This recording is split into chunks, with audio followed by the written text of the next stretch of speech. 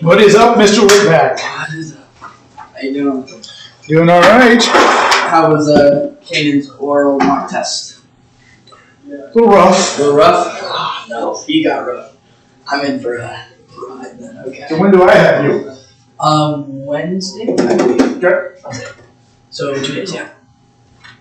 Sounds fun. My schedule's been changing today, so. How long is the mock test? That's long. We do 2 hours the first time. Okay. The actual test will take you more than 2 hours. Because the flight part, right? No, just the oral can take you more. Really? Yep. Okay. So. Let's get over doing it. That's nice. Be ready.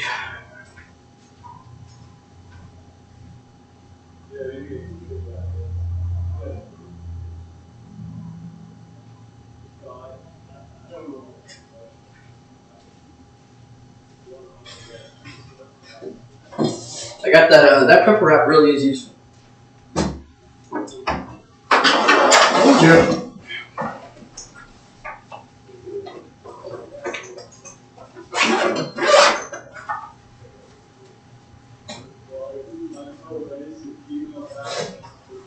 Okay, yeah, we're gonna get you on the schedule for Wednesday. Okay. So I'm the resident torturer apparently. Yeah, you replaced Nicole as resident torture. She replaced herself because she says she's too nice. So I guess I'll just read this whole thing in 2 days. There you go. There you go. Have it memorized. Yep.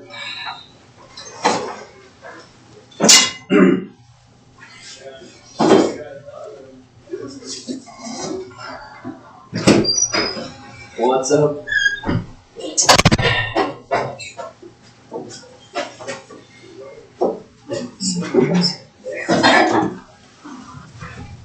heard your mock test was amazing.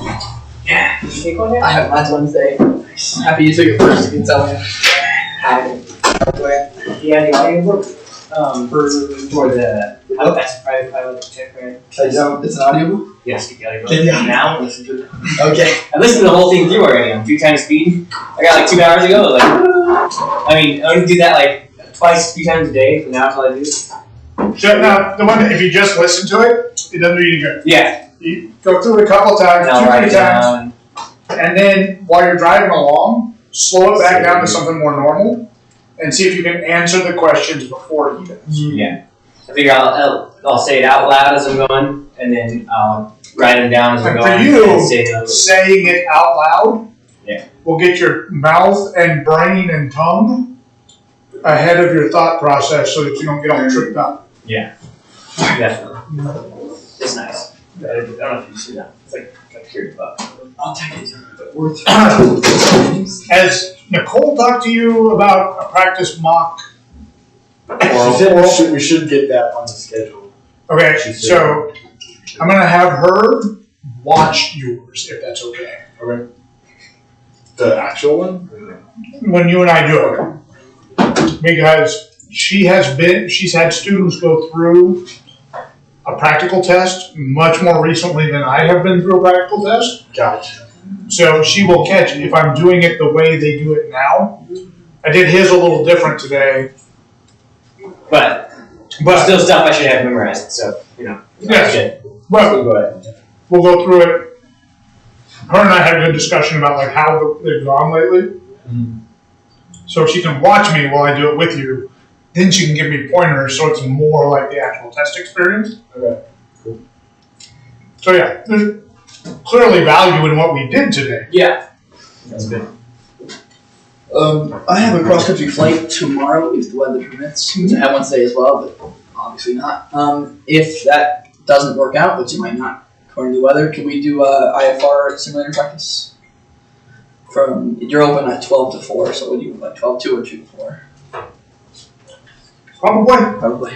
That everything with you guys has to be approved by Bye. Nicole before we put you on the schedule. Because I don't want to derail you. You guys have 3 weeks. March 6th is me, so yeah, it's about 3 weeks from me. Mine's exactly 3 weeks today. So 3 weeks.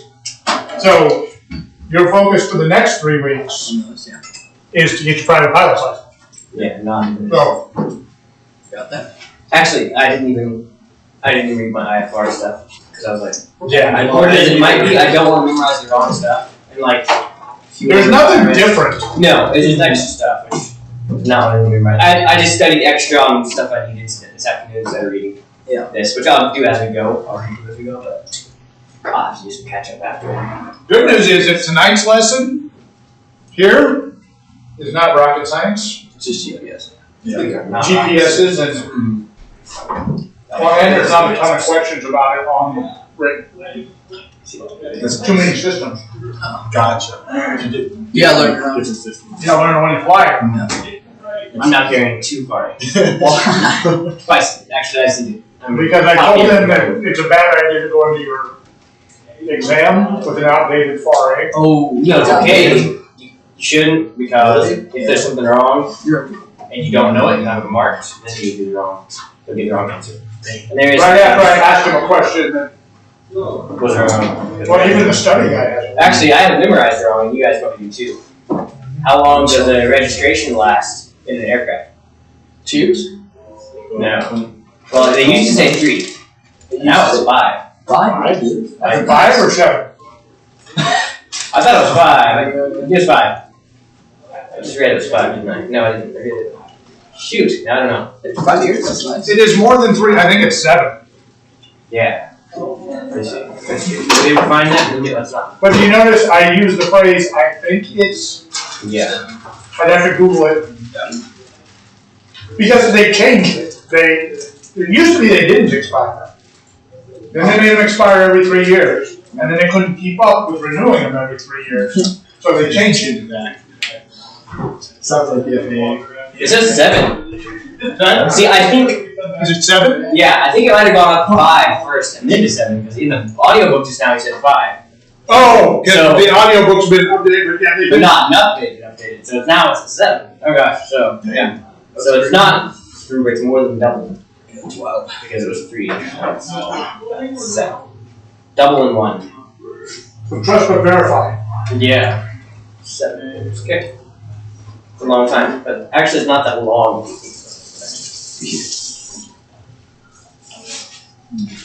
I mean, for something to make money off of, it's a really long time. It used to be every year, we're making money off of. I don't think they do it more often.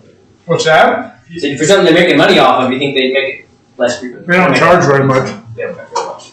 It's not like cars. I think it's $5. Plus sinking money. It's just not fairly.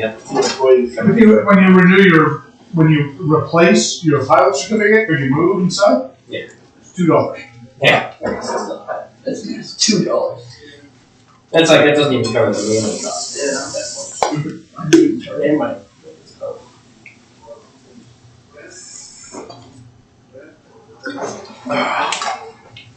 Yeah, I was just over in the plane reading POH. I highly recommend. Yeah, I could. Definitely just go sit in the plane, read the POH. Good idea. I decided to just sleep here tonight. Yeah. Sit there in the plane, read POH till I out. That's smart. Wake up in the morning, keep going. I feel like private pilot guys, you only go here before everybody else. I know, like, come on, man. What's going on? Yeah. Of course, they probably know everything they need to anyway. Yeah. Which actually going for this, okay. Yeah. Alright, I will quiz you guys. Oh, good I idea. don't know why. That oral exam guide is nowhere near as good as the other one, though. Yeah. How The book, the other book, Really? because that thing goes way too in depth. Yeah. Like, you read for something, some like, there is no way they're gonna ask you about in private. It's like Yeah, I like the section in the back. It's like scenario based. yeah, Thanks. That's like the only part I look at. yeah, try to look at that. It's good. I don't know, the other one was very nice. Would you need to give it like a percentage or like a grade after? No, this one he just goes through and says every question and basically everything they'll ask you and then the answer to it. And in the audiobook he just literally goes through and says it. And it's like, the whole thing is like 2 hours long, just listen to it fast. You listen to it fast. So you listen to the whole thing like really fast a couple times. I gotta do all of this before Wednesday. Great. Right? Yeah. Well, you could easily do this. I would listen to the whole thing through How long is it? 2 hours and 20 minutes. Doable. And you can crank it up faster than that too. So. Okay. Sticking on like 2x. And Yeah, cheers. Well, what I would do is just do that a couple times, and then I'll go through slow and I'll like write stuff out and say it. Write it, say it, and hear it as I go through. And I should retain. You know, like super slow. I'll just go through and actually write it down and say it out loud as I'm listening to him say it. That no matter how I retain it, I'll retain it. Alright, just give us some questions. questions. Yeah. Let's see. As you approach the airport of intended landing with your battery now dead, are we in danger of the engine quitting? Battery dead? No, we got magnetos. If not, what problems might we encounter while manning the jet battery? Radios. There you go. Communication. Which is why I want to get a little, which makes sense. I don't know if you guys even have one. Someone got there. A radio. Just click on your little handheld radio that covers that frequency. So it's like a walkie-talkie, just like a Backup just in case. Yeah. That's smart. Because that would have been nice when I was on my Oh, cross country and I hit the freaking isolate switch. Because then I could have cut that on and heard whether mine's actually making that noise or not. Oh, did you hear that? That's cool. So that would have been a good way to test if I'm actually making that call too. And then Pretty Pretty good. How you guys doing? Pretty good. We got our check right here. So. We're all stressing out. We got 3 weeks. So. Good deal. Yeah, we got 3 weeks. One March Great. So. I think after the first one, you guys. we're both gonna come to you and say how was it once you Yeah, right. like, you guys all Good on your wrist. oh. Pretty good. I didn't do. I don't think anybody's got horrible. yeah, he took it before We he got got 72. I gotta I was like say, 7 something. Wow. Was the oral harder because of that?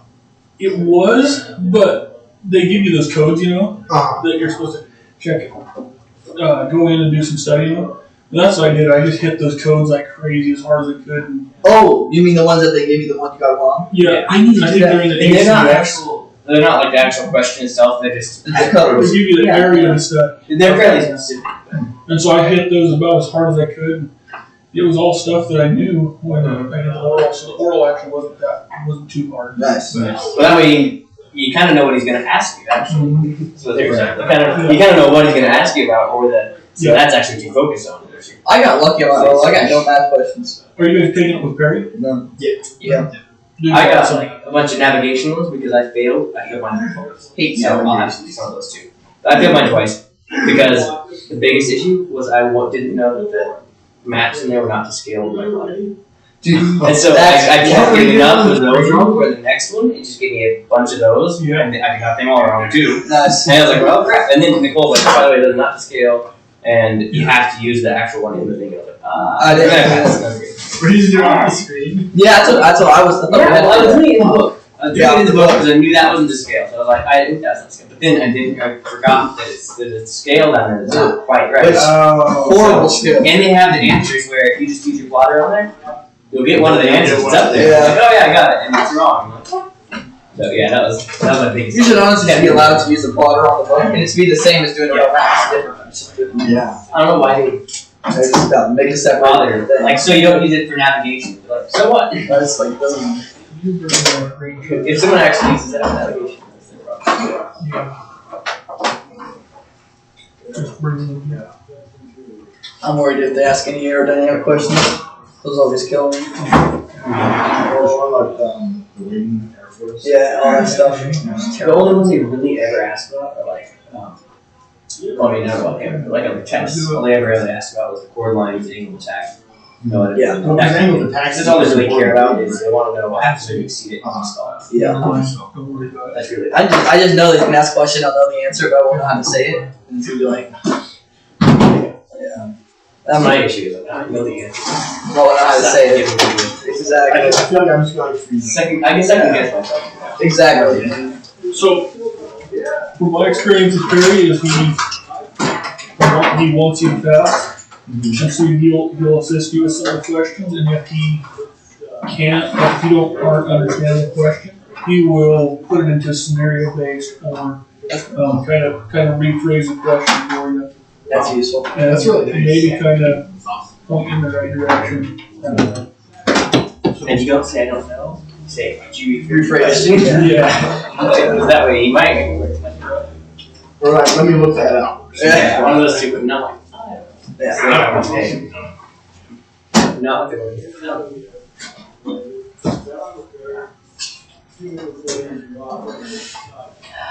The best way to respond to a question you don't understand is, wait, who are you again? Anyway. might not get to your. You might get a cognitive skills test right after that. Yes, Have to go see a hymns checkman.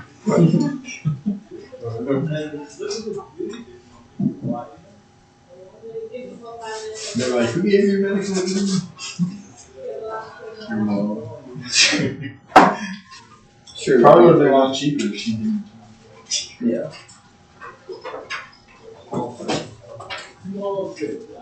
I figure if I don't really answer something, I'll be like, I don't know. You tell me. Maybe you will. Use your That is a method. Easy research. I not don't know. the You tell preferred me. You'd be method. like, got the answer. Nice. Just flip the switch on them. Yeah. Don't worry, I don't want I'm sure we'll back. You'd be like fast. I hope it's a smooth day when we take the test, because my landings lately in the wind have not been.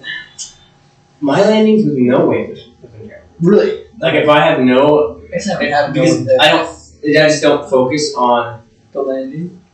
Well, I don't. I have that. I have something to focus on. But I Yeah. think if I'm a crosswind, I focus on the crosswind and I actually look up right. If I did nothing, it's just like. I seem to do this Excessive. I just feel like it's not. Thank you, they are excessive. You're on the taxiway. They're excessive in our, I got this pictures of much that snow thing when I too. killed it. Here's runway, here's in here. That's gonna be like a rag. Actually, that might be too annoying for you. Stick it in there. Yeah. It's been up there a long time. Always. It's been up there. You sleep. Or you get some. The next thing is rednecks will start listening to the So over here. You stick them on the front of the prop for the spin. Yeah. Yeah, it's secure now.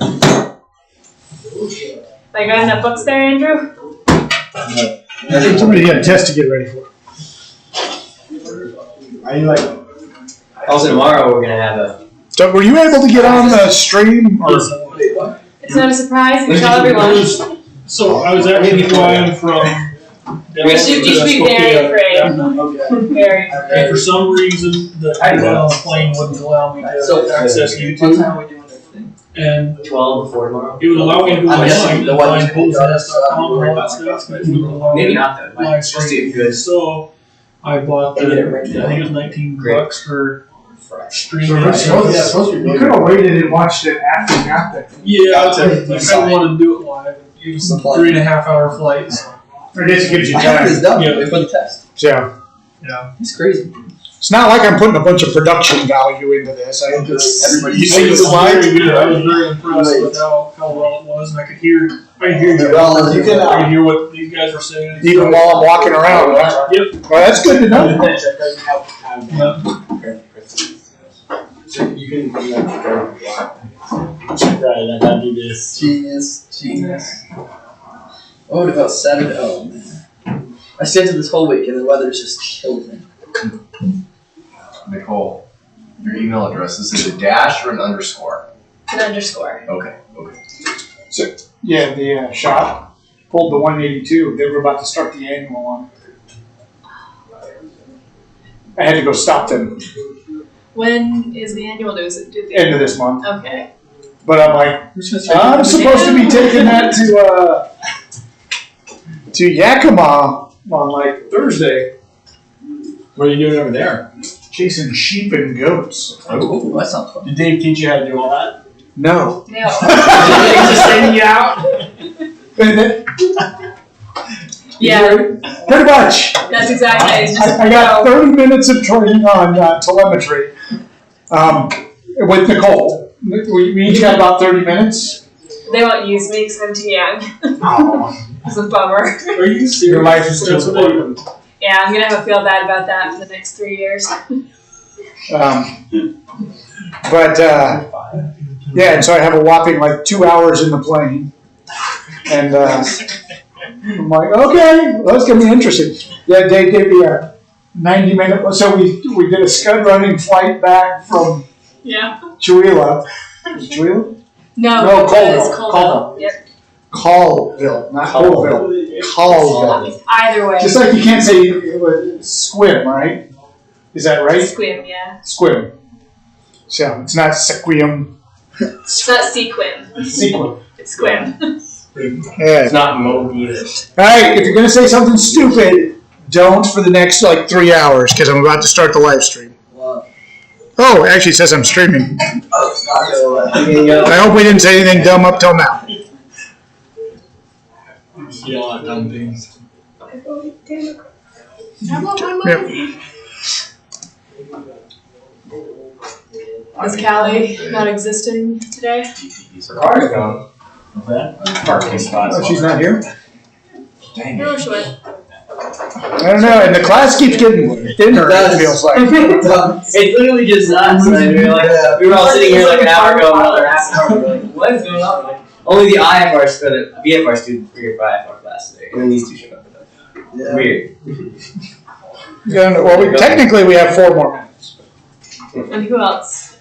Missing Birdsall, but I'm sure they'll be here. And Callie. Yeah, I guess we're here. And then Lisa Dodd. And then David Thor. Yeah, we haven't seen Dave. They're both watching online. Okay.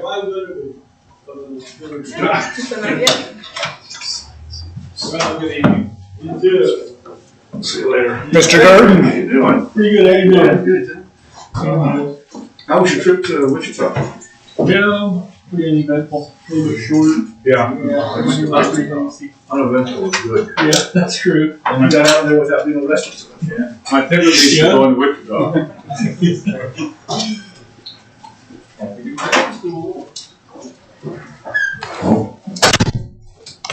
Can I just give you my email address? Because my email client's being finicky right now. To Oh, add to mine is classrooms. too. It doesn't let me send stuff. Yeah. Oh, the Google Classroom one Yeah, does. just add my Gmail account to classrooms. I don't know what's wrong with that piece of junk. I need to work on Thunderbird a little bit. I'm sorry, you're fine. What is it? MUIR, like uniform Who doesn't Romeo. Yeah. At Actually, We photocopied and THE. stuck one Oh. in my file. KEIRS. I was looking all over town. KEI. You're not blind in that. Never to find those who pulled out of it. That was so vastly incorrect, everything I wrote there. I don't even know what you were doing, Nicole. Oh, great. I just put that live in front of the whole stream. Hey, guys, send me an email. Everybody will I warned y'all. Say anything dumb. Yep. Hey, don't worry. That's my spam email anyway. If you don't contact him with his card, Maybe that's why you won't be able to access Is it. car warranted? his card is working. I'm trying to reach him. I have made like extra emails to send like fake spam messages to my friends. I have at least 6. It's really, yeah. For you. See, Andrew, you need to get a phone because I don't check my emails enough to help you out. Yeah. I feel like I see every one of your emails about a week after you needed me to see it. I know. I kind of just stopped sending emails and I just call you. Yeah.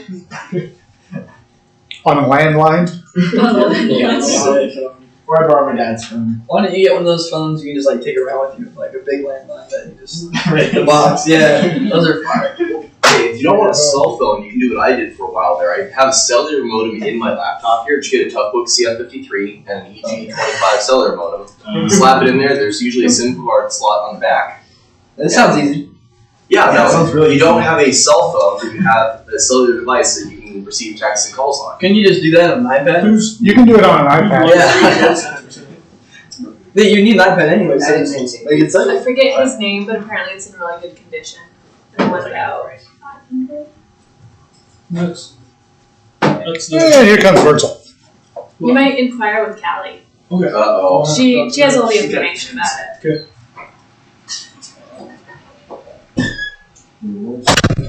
And it's 5 o'clock. Yep.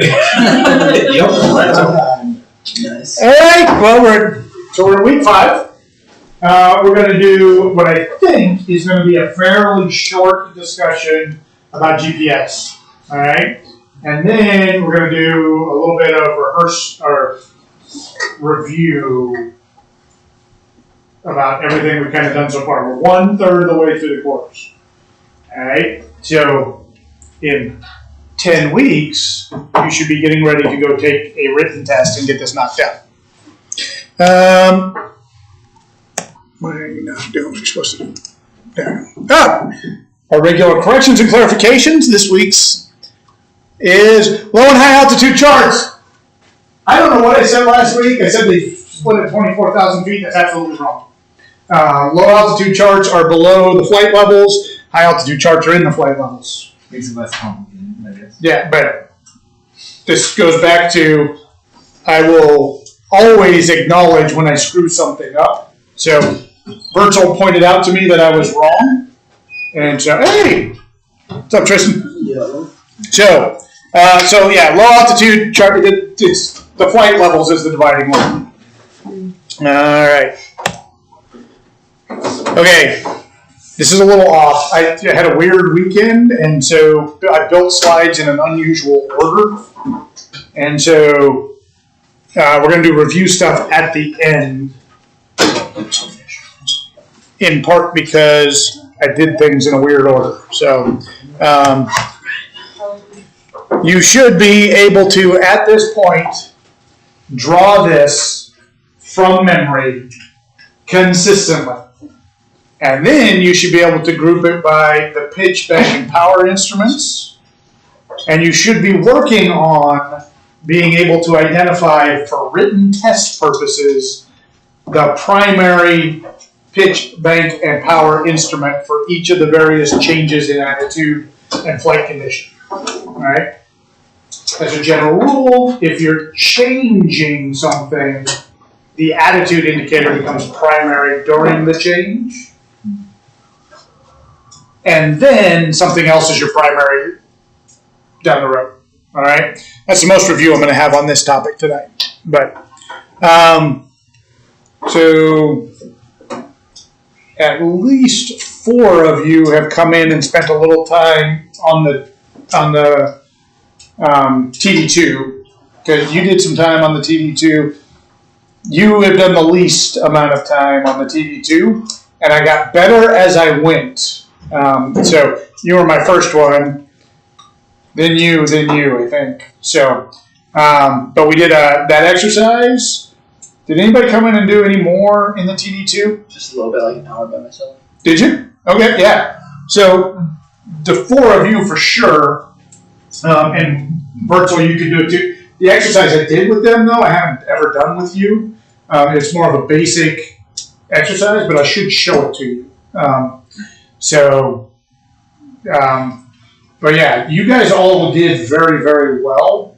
And it's something you can practice on your own right now. If you keep practicing that, the next things we'll start doing is we'll start adding like points that you're actually holding on. There's a whole exercise we're going to do on flying over a VOR, and you'll do several patterns around a VOR, and we'll go from there. But so yeah, everybody here can come in and start hitting the TD2.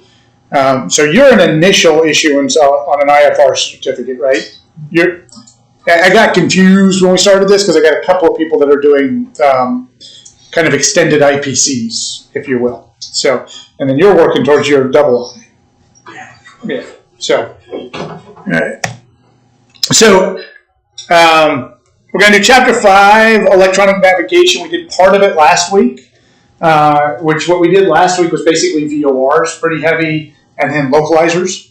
A little bit on the glide slope. On the ILS. We will end up coming back to all of that when we talk approaches. And this is where I deviated from the order of the book because I wanted to go through the order that you actually do things in a flight. Reading the book straight through is how Rod Machado wrote it, and it's perfectly good if you can keep up with that. So today we're going to talk Chapter 18, the GPS machine is very Garmin 530 specific, all right? Which, what I'm going to tell you right now is do not invest an extraordinary amount of brain cells on Chapter 18 because, one, the 530 is getting phased out. Two, we don't have it. And three, there's not a single 530 specific question on the written test. Okay? So because you know there's not going to be... Now, that said, I'm going to use some of the stuff from the 530 discussion, and in fact, we're going to pull up a simulator because conceptually, things will make sense. But ultimately, you have to learn to use what you use. Here, all of you will do your check ride with a Garmin 430 WAS. All right? Our simulators are all 430s. You're going to learn that the simulators every once in a while do things a little wonky compared to the actual 430s in the plane. So you'll do some work in the simulator. When you get in the plane, if it does something a little different, you need to kind of make a note of that. But you need to be able to use the 430 for your check ride in particular. That will... something I read recently was the number one cause of discontinuances is failure to be able to use the navigation system. It's not flying the plane that's causing people problems. You're encouraged to use the autopilot. You're encouraged to use all the tools at your advantage, and you have to know how to deal with it when they fail. But if you can't adjust and set up the 430, it's going to drive you crazy on your exam. Okay? So Bertzel, you don't have to worry about that because we're going to do, what do you got, a 750? GNX 375. 375. So Touchscreen. Touchscreen, yeah. Actually is a touchscreen. Actually is a touchscreen. In fact, I will probably, I'll see if I can pull up the simulator for my Avidyne on my iPad and kind of show you a little bit of differences there. The newer systems, and we'll talk about this again some more, they are more intuitive, and yet at the same time, they are more complicated. What I mean by that is, for those of you who have grown up with touchscreen devices and things like that, you kind of play with them a little bit, they start to make sense, everything's good. They do so much that you can go down weird rabbit holes and cause yourself problems. And because different companies do things slightly differently, you will run into, you expect it to do something and it does something slightly different. Have you done any flying on anything but Garmin? Not really, okay. I really know. So yeah, one big one I'll tell you. Garmin 430 assumes you're going to land. So if you don't land, you have to unsuspend with a button. And I say that with such pause because it is the exact opposite of what mine does. My Avidyne assumes you're going to go mist. And so it auto cycles into the mist because if you land, it auto cycles when the squat switch closes. It says, oh, you're good, you're on the ground, and then it goes to taxi information. Okay?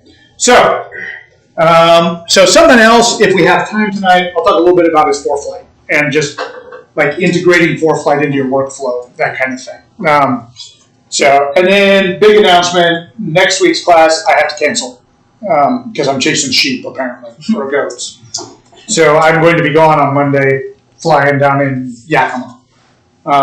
So I will either try to speed up through the rest of the program, or we will, as a class, decide if we want to do like a Wednesday night or something to make it up. But I can't be here because Dave had to go on vacation, and the goat people have a very specific timeline. So, okay. Goal was not holding that. I don't know what the deal was. All right. So NAI 6Ts, I want this ingrained in your brain. So turn, time, twist, throttle, talk, track. All right. This is a memory item. Turn, time, twist, throttle, talk, track. When you're flying the sim, I know a couple of you at least heard me saying it in the background over and over and over again when you were doing that. Turn, time, twist, throttle, talk, track. And if you can get it ingrained in your brain, it will help you, especially when you're doing partial panel work. Because if you get in a good habit of turning and starting that timer, even though you don't need it 90% of the time you need it, it'll at least be running and you have something to go off of. That's the thing that will screw you. It is not having a timer going and not having clearly cleaned up your heading bugs and all of that kind of stuff. So, if you have time tomorrow or Wednesday, you should get on my schedule and come to a TD2 TD2. Okay. So using simulators, okay, when I pasted the link up, there was supposed to be the actual link. Instead, it gave me their headline. So the 400 and 500 series, if you just Google Garmin 430 simulator, it is only available for PCs. I don't even know if it'll run on Apple, to be honest with you. But it is absolutely free for your check ride. I'd suggest you get one and play with it. All right.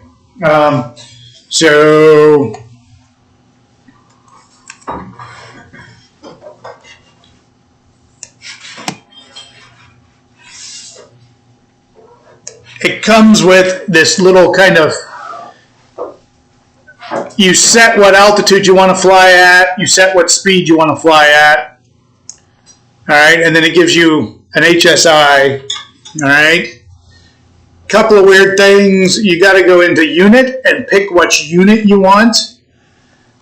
430W is what you guys want to work with, because that's what you're going to work with in the plane. Why is it GNS? Global Navigation System. So, As opposed to GPS, which is global position. yeah, so there's GNS, GNC. Those are Garmin names for their systems. There will be no test questions about what those stand for. All right. What you do care about is and make sure you download the WAS enabled, because that's what you're going to fly with for your check rate. We will talk a little bit here in a second about what WAS and non-WAS means, but for right now, all right. And then when you start it, initialize position will come up as an option. So this is something all simulators you have to deal with. The real plane knows where it's sitting. It knows, if nothing else, it knows where it landed when it got turned off. And so when it comes back on, it will initialize with this is where I'm at. Simulators won't, so you got to go in and tell it where you're at. And all you do is enter an airport identifier. Everybody here used like a Garmin 430 at all? No. I've done direct to. Direct to? So you've done direct to? You guys have not? 12698. That's a 430. That's a Garmin 430. I'm Bravo Tango. So you put in like direct to 65 Sierra? Yeah, and I've planned What do we a whole have? cross-country on that. Nicole, we've done that before, but it's something different. What's in Yeah, Bravo? 698 does not have a, or sorry, Bravo Tango does not have a Garmin. What doesn't? 430. Because we've done the direct to thing before. Oh, shoot, I'm trying to remember the name of it. Is it Oh, I don't know. I have never flown Bravo Tango. Okay. But you're missing out. So, but when we get in the simulator, we'll work through it. You may be the one that gets like the most, I don't quite understand what that is with some of these slides. We'll get there though. All right. So the big hassle with Garmin 430s is they use this big knob, little knob thing. And you kind of got to get used to the big knob, little knob. And the middle of the little knob actually pushes. All right. The left knob is for radios. That help you? Okay, so the left knob's for radios. Oh, crap. Do you want the back one off too? Come on.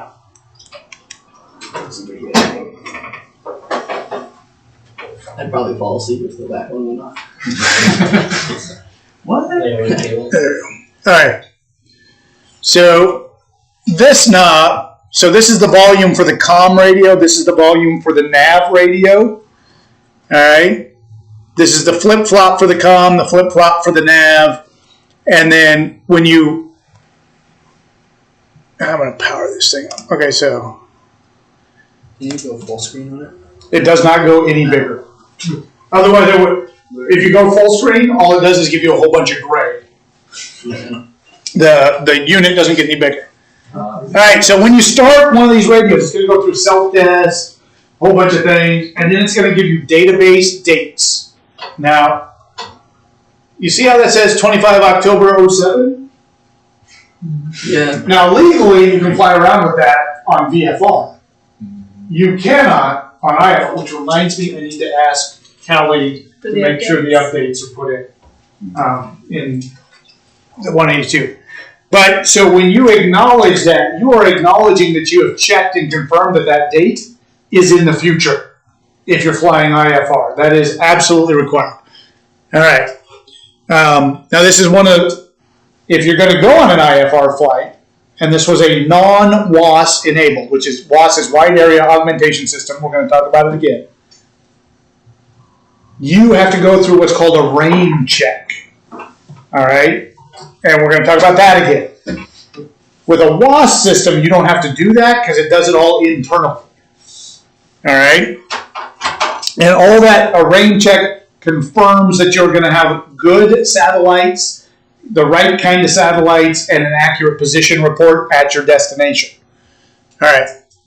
So then you just click enter. So just to clarify that, when you put in your flight plan and you go get ready to take off, your GPS will tell you, hey, at the time you're expected to get to your destination, you're not going to have coverage.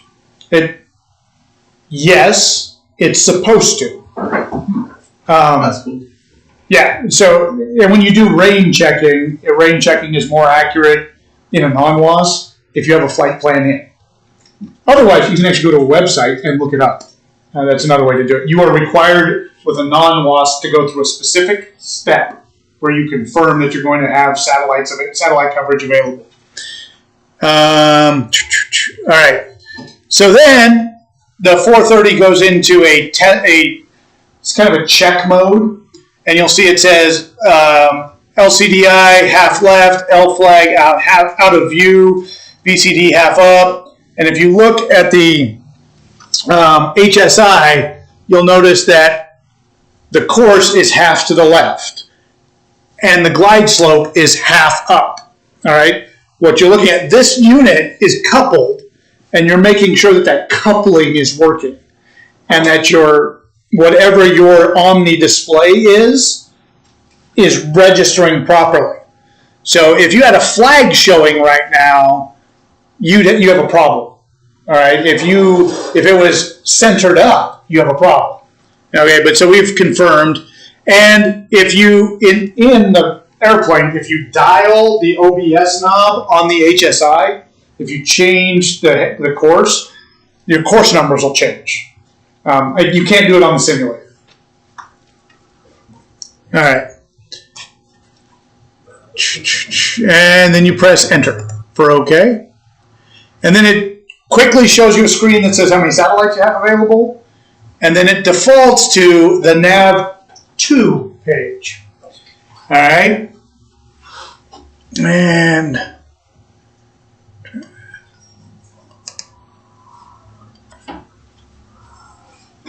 I'm going to make you fly around on the nav1 page a bunch because it cures people of staring at the purple line.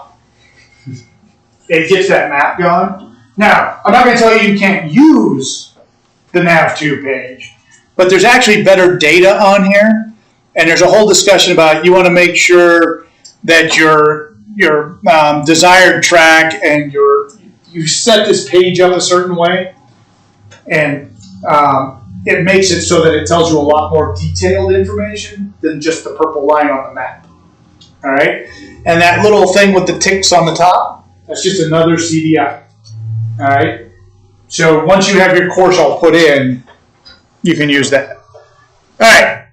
I'm not going to continue to go down this road on this right now. We're going to come back to it at the end of the class. I just wanted you to see the simulator since I put the link up for use simulators. It is estimated that it takes 20 hours of training to learn how to use a GPS. That is per make and model of GPS. 20 hours to be able to use it. Oh, I do have one last thing. When you are on the nav, if at any time you need to find someplace to go in an emergency, if you just spin the big knob to the right, all the way to the right, it takes you to the nearest tab, and that defaults to the nearest airport tab. This is also a very quick way to give position reports, because you can easily say, that. So right now mine says I'm at 6.5 Sierra because I told it I was at 6.5 Sierra. All right, but you can scroll through those. All right, I'm going to take that off that screen. All right, GPS, 3 segments. We talked about this last week, actually. So the first couple slides are a review, and that was when I realized I was way running long. So space-based segments, you've got satellites. I think the book says 32. I went on the website. There's actually only currently 31 flying. Apparently one crapped out. Thanks, China. And then the control segment is on the ground. That is, it's mostly on the ground, but that's what is controlling all of those satellites, checking their health, tweaking their orbits, making sure everything's good. And then the user segment is us. All right. One big thing to understand is we only receive data from the GPS network. Okay? And this gets to be more and more interesting because as they're upgrading systems out there are systems on your aircraft that will talk to satellites. They are not talking to a GPS satellite. They are talking to a communication support satellite. Specifically, the new ELTs will talk to satellites. So just if anybody tries to tell you that your GPS talks to a satellite, it doesn't. It listens to all of them, but it doesn't talk to any of them. Does that make sense? Your ADS-B system talks. It exchanges information. All right. So then calculations are based on time and trilateration. Basically, it's just trigonometry. It's a bunch of triangles. They measure how long it takes each of the satellites to talk to you. Satellites know where they are. Okay. When we get to WASP, which is later, we'll talk about the fact that there's a bunch of weird little errors that get introduced, and those errors stack up. Those errors are still shockingly small given how far away the satellites are, but it has to do with like air density and electromagnetic interference and, the today's wind speed and all kinds of stuff cause each of the satellites to have a slightly different error with each other. And so what they did was they put some very, very, very precisely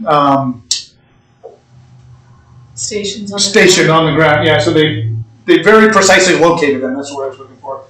Precision located stations on the ground.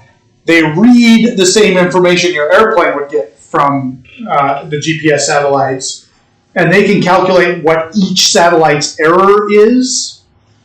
Then those go to specific ground stations. It's all calculated, and then it's sent back. And I thought it was sent to the satellite systems. It's not. It's sent to two satellites that communicate with your radio, and it corrects your radio based on where you're located.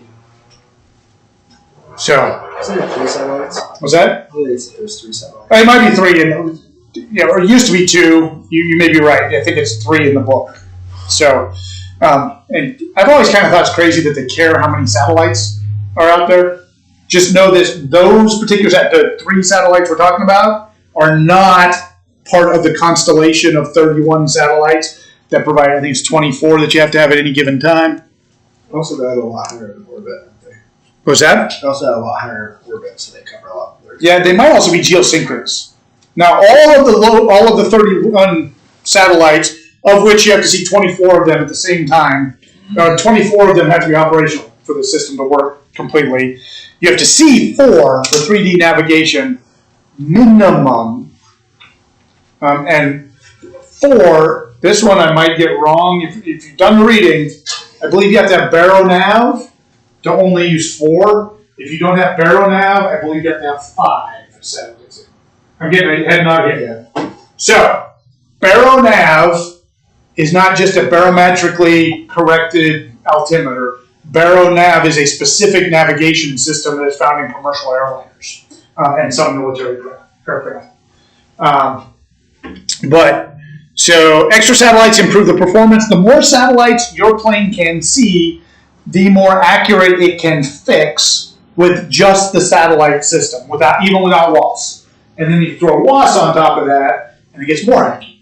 Okay? Doesn't the WAS have specifically to do with vertical too? Isn't that the main benefit of WAS? So WAS accuracy allowed them to create vertical guidance that was acceptable for safety, but it improves both lateral and vertical guidance. Okay. Does that make sense? Yeah. So you're not wrong. WAS was added largely because it allowed them to start building a whole bunch of approaches with vertical guidance that they couldn't build before, but they also wanted to improve the lateral guidance.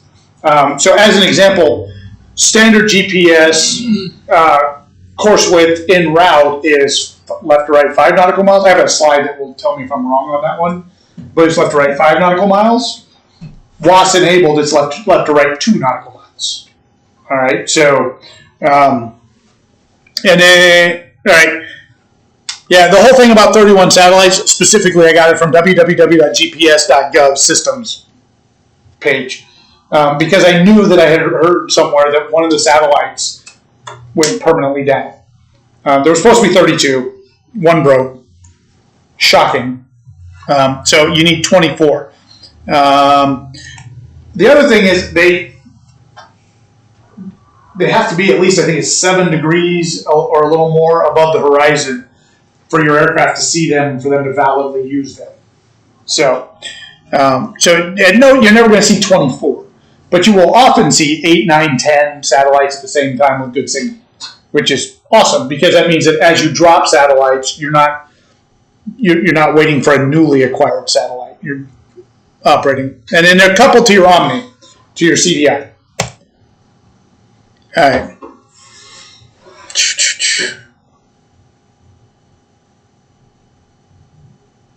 Yeah, we've talked this to death already. So, very high altitude, 10,900 nautical miles. Alright, so waypoints. What is a waypoint? A point in space. Okay, there's one more thing about it that's actually super important. Yeah, Virgil, do you know what I'm going for? That it's in the database of your GPS, It whether has a name. the manufacturer put it there or whether you put it there. Yep, it is a named point in space. And it's in technically not in three-dimensional space because we go in two-dimensional space because the waypoint's valid all the way up. So, alright. So the waypoints that you'll find in the database, you'll find airports. Alright? Two different names, two different kinds of names you see for airports. There's ICAO names for airports. Alright, and then there's non-ICAO names for airports. Why do we have the two? Politics. Some are international and some aren't. Politics more than anything else. We have so many airports in the United States that we can't have ICAO names for all of them because there's just not enough letters in the alphabet. So, how do you tell the difference between an ICAO named airport and a non-ICAO named airport? 4 letters versus 3. Is that it? It's not the number of characters. Non-ICAO will have a number in it. Non-ICAOs have numbers in them. If it's an ICAO named, and then in the United States, to differentiate from an airport and VORs, because VORs have 3 letters, and ICAO names for airports have 3 letters, sort of. We have the letter K in the continental United States. Okay, so now, in the United States, there are 2 exceptions to that K rule. Do you know what they are? Why in Alaska? There you go. What's a Y? P. That's Alaska. I don't know why it was P as well. They're both P, but Alaska is, I believe it's PA. No, it's just P. Let me check real quick. No, I believe Alaska is PA, and I believe Hawaii is PH. Why not just do K? What's that? Why not just do K? I don't know. So I'm showing just a P in Alaska. PA, I see PANC, PALH. Yeah, they do start everything. They're all PA in So Alaska. PA and then 2 Isn't letters. And then 2 letters. Okay. P-O-M-E. PACV. Is it known? Because it's Pacific Alaska is where the PA came from, and PH, I believe if you look Yeah, at and Hawaii. everything in Hawaii has PH. Yep, look at 2 that. letters. So, I consider that. alright, Pacific Alaska, Pacific Hawaii. Because you're on the Pacific, but they're just not part of the In case continental they United move States. it, so we know. You will find that in all things global, that everybody talks about CONUS and OCONUS. You have the 48 continental United States plus the 2 outside the continental United States. Alaskan call is the lesser 48. Yeah, or the lower. Yeah. Okay, so by airports, if it starts with a K, the next 3 letters are the AKO designator. Airline guys get all bent up. They don't like it when you say that it's K whatever. I don't know why. It's funny, if you ever talk to the airline guys will only say the 3 letters. Alright? Of course, they're also not, if they're in the airlines, they're not lending at 65 Sierra. One of the ones. Okay? If there is a number in the waypoint identifier, you do not put a K in front of it. It's just, no matter where the number is. So like my home airport is Whiskey November 5-4. It's still 4 characters, but it's Whiskey November 5-4. This is 6-5 Sierra. It's just 6-5 Sierra. But if you're going to Coeur d'Alene, COE is KCOE. Because if you just put in COE, what happens? Go to the VOR. You go to the VOR. In that case, it's okay because the VOR is right there and you're pretty close. And I think they're like 8 feet different the way they're serving. Okay, but if you put in PUW, where are you going? Home and POR. And is it on the airport? It is not. It's out in the field. Why isn't ours K65S? So we're not. Because we're too small to get an ICAO identifier. So the way I understood it, and I might be wrong, is we used to be a grass strip. Oh, okay. So that's why. And then when they moved us over to paved runway, they didn't change the identifier. I So might be wrong on that. I just- there's a whole host of criteria you have to meet to get a letter. Okay. To get all letters. But we just don't meet it. So, and it's nothing to get like bent around the axle about. What you need to know is if it's all letters, you have to have a K if you're putting the airport in. If it's got a number in it and it's an airport. And if it's an all-letter airport, it will be 4 characters total. The other ones can be 3 or 4. All right? If you have 5 characters, all letters,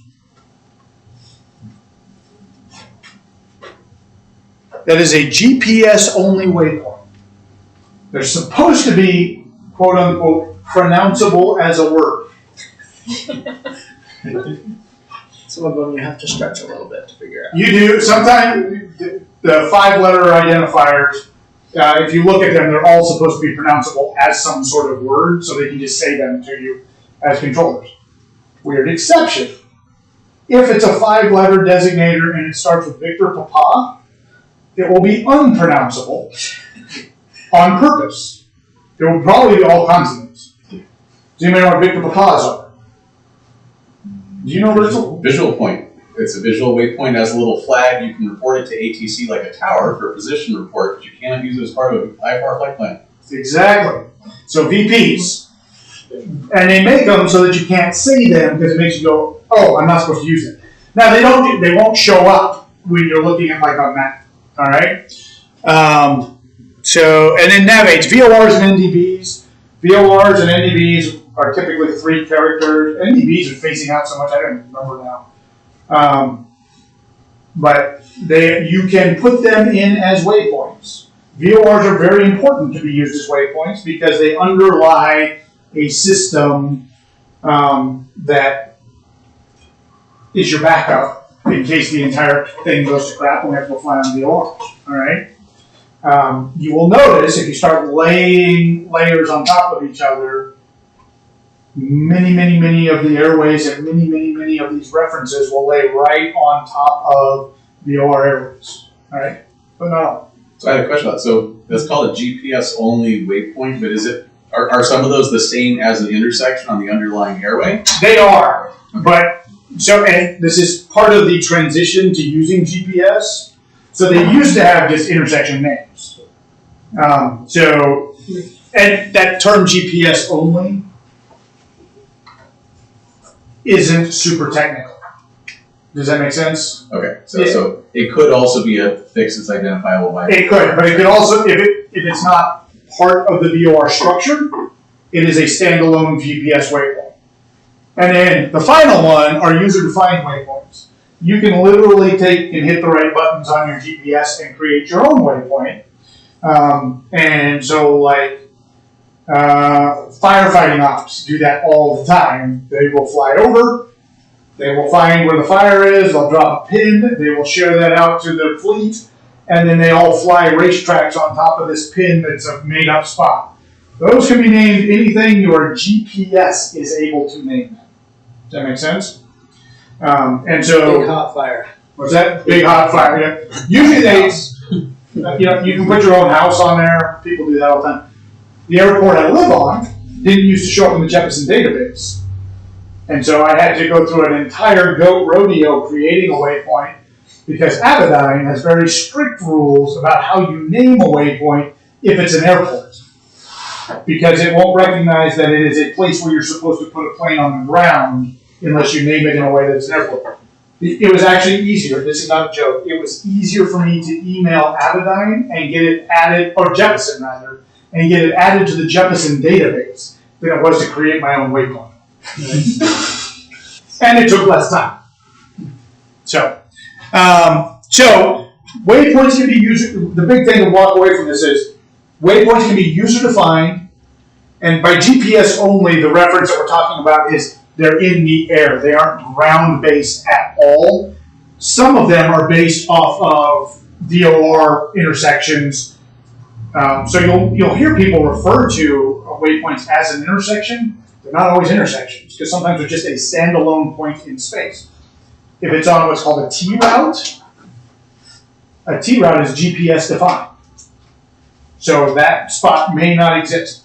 You'll also have GPS only waypoints on what were formerly GPS overlaid approaches, because they created waypoints that used to be just defined by times or distance or DME. Is that making sense? Right. So, yeah. There's nothing. So do not get married to the term GPS only. All right. All right. So we're going to talk about desired track, bearing to a waypoint, the actual track, and the cross-track error. Okay. So DTK and XTK, those are letters that you will see on the GPS because they don't have enough room to write cross-track error on your little label. All right. So.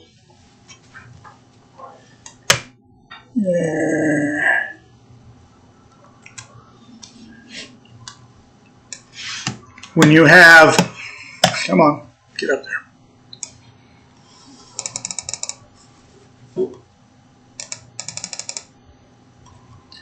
So,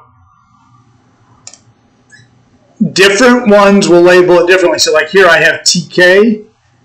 The Garmin labels it as track. And then you see this DTK. One of the things they tell you to do is rearrange these. So you've got DTK here in the middle. And then below it, you put your actual track. And then if you get those two numbers to be the same, which is actually the default setting on this page normally. I do not know why the sim comes up with it in a different arrangement. But anyway. Can you rearrange it in the sim? What's that? Can you rearrange it in the sim? I think so. It takes a long time, and I'm not going to do it right now because I don't want to derail us. But so when we look at a picture here, so desired track is they connect one waypoint to another waypoint, and they're like, this is the track you wanted to follow. Now, one waypoint that kind of comes up that nobody ever talks about. So you guys have all said you did direct twos, right? All right. So what does the GPS actually do when you hit direct two? It uses your position as a starting waypoint. It automatically says where you are right now is where you're starting from. So that line is a direct track from where it was when you pushed direct to whatever, enter, and so you hit the second enter to activate it. Okay? So all GPS tracks connect to points. All right? If you're flying around on VORs, you can just keep dialing until you find out what radial you happen to be on. It doesn't care where you are on that radial. It just connects to tracks. Okay? So, desired track is the line between 2 points that you connect. You say, that's the route I want to fly. Okay?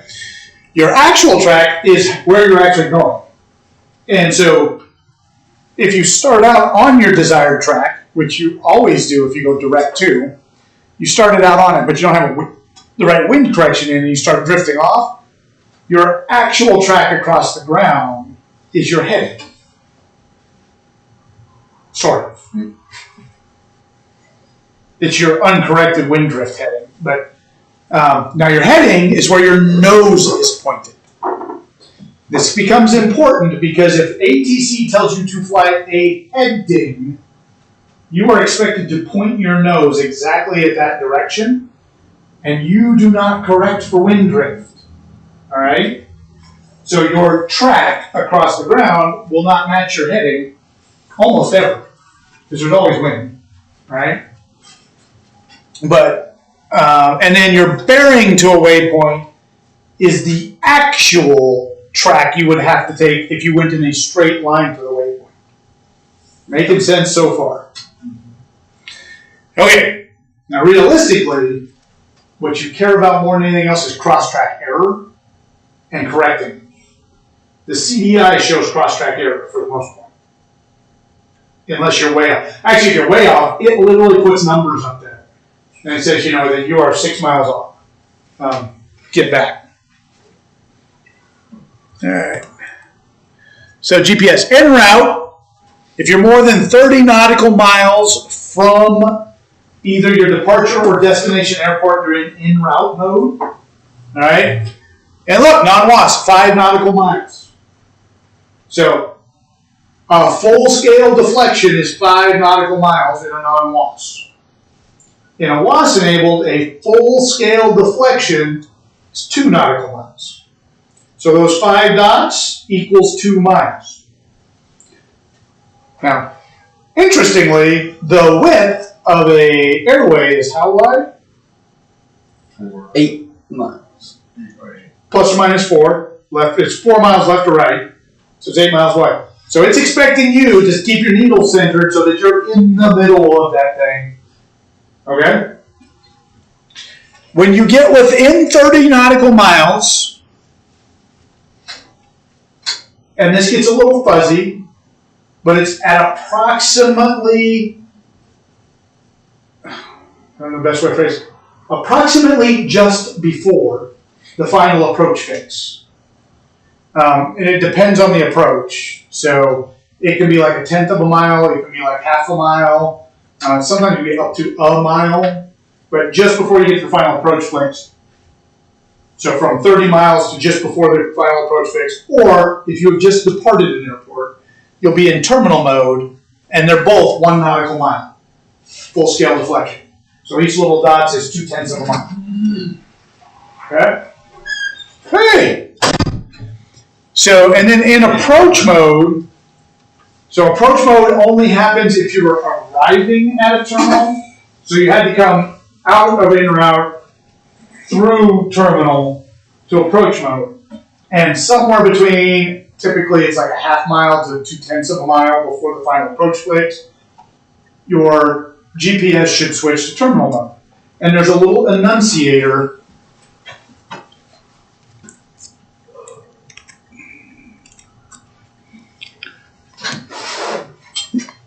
let's see if I can point up here.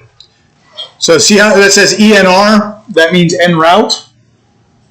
Okay. As you get closer, it will say, I believe it's TERM in a WASP or in a Garmin. But it will enunciate that you're in terminal mode.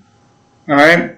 And so what would happen if you were in a WASP-enabled GPS and you were 4 dots to the right en route, and you hit 29 miles from the airfield? You're going to go full scale deflection because it's all of a sudden going to go to get 1 mile width for full mile deflection. So, get to the middle before you get close to home. All right? Now, what makes this different than a VOR CDI indication? Because it's showing the distance, not the You're headed there. radial. Okay. It is showing a linear distance from the center line as opposed to an angular error from the broadcast point of origin. Did I say that well, Virgil? I was looking up a thing about instrument instruction. About what? Instrument instruction, off topic. Oh, Yeah. yeah, okay. So, yeah, what he said was the difference between the GPS navigator is that you've got parallel lines, all right? So they are linear distance from the center line of whatever course you're supposed to be following, as opposed to measuring angular error from the point of origin. So as you fly closer to a VOR, that thing gets narrower and narrower and narrower. We just stay the same width the whole time.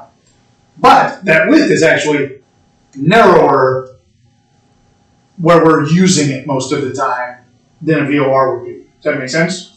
So you're more accurate. It also makes it easier to kind of have consistent corrections, but you do need to pay attention. Are you in en route, terminal, or approach mode? Because approach mode from peg to peg, from center to peg, is 0.3 nautical miles. It's not 0.3 for each dot. It's the whole peg. All right. And then I just recently learned on certain approaches that actually tightens up like a VOR as you're getting closer, so that your full scale deflection above the threshold is the width of the threshold. Okay? So, now in reality, you will never keep track of all of that. What you will keep track of is, am I in the center, and which of the 3 possible modes am I in? Because when you're doing final approach, you're just going to keep that thing centered. That's your job. Keep it centered. Keep it on glide slope. Nope. All right. So we got through that slide last week. My blank slide here says this is where we stopped last week. All right. So direct to. Most systems provide a to-from navigation similar to flying with a VOR. Now here's the truth in lending. I have never actually tried this the way they are describing. But you are supposed to be able to punch into the GPS, I want to go here, and then use your OBS just like it's a VOR. So I'm going to go do some experimenting on this week. Because it's how they used to have you fly holds. You switched it, when you switched the OBS, you were putting it so that it acted like a VOR. So I would be lying to all of you if I told you I could explain how this actually works with a Garmin 430. So I'm not going to today.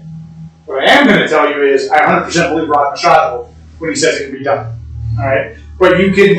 And I went to another program, and they talked about creating a radial off of any waypoint and flying to that radial and treating it like it was a VOR. Has anybody done that?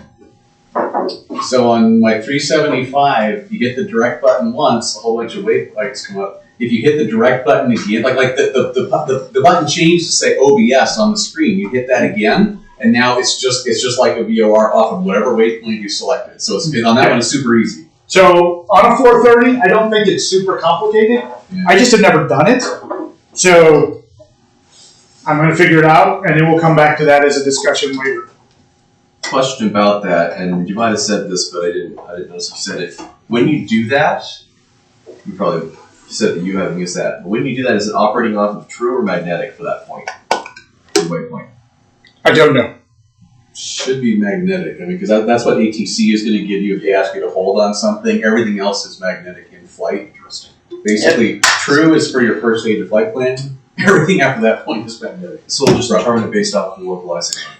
Except, Yeah, oh yeah, the VOR knows, or the GPS knows all that stuff about your variation as well. except runways are surveyed in using true at north, and then they print the magnetic. Yeah. So, anyway, like I said, I will never stand up here and try to convince you I know how to do something I don't know how to do. Read through this, reviewed it.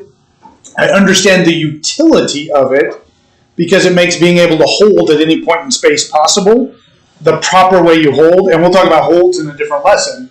It also allows you to depart in what's called diverse vectoring areas, which we will cover when we talk about departure procedures, but to depart and catch a radial to a specific point in space. But yeah, I have never done it, and my GPS handles this differently than Garmin, so I have to go do some education of myself. All right. Now, going direct with a GPS is super easy. There's a button. It's literally a direct to button. In fact, this is shorthand you should learn. A D with an arrow to the right through it means direct. All right, D with a little arrow to the right. To go direct to a point, you hit direct, you dial in whatever the code is, and I'm just going to use one I know.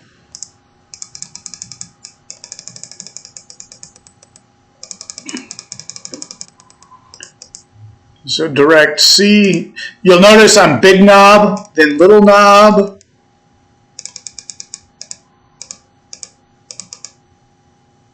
Big knob to move my cursor, little knob to change my selection.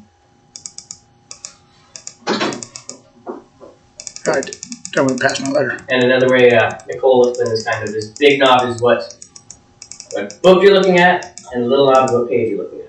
Okay. So you see I dialed it in. It gives you confirmation that you've picked what you want. I wanted the Coeur d'Alene VOR. Then enter. Okay. There are duplicate waypoints in the system that say COE. I want a VOR in Northwest USA. So I say enter. And then I say enter again. And now suddenly I have a course from where I am direct to that Coeur d'Alene VOR. It is that simple. Okay? The biggest trick in the whole thing is figuring out what all the waypoint codes are that you're going to use. Most of that you do on the ground. You can also find them on charts. So turn on.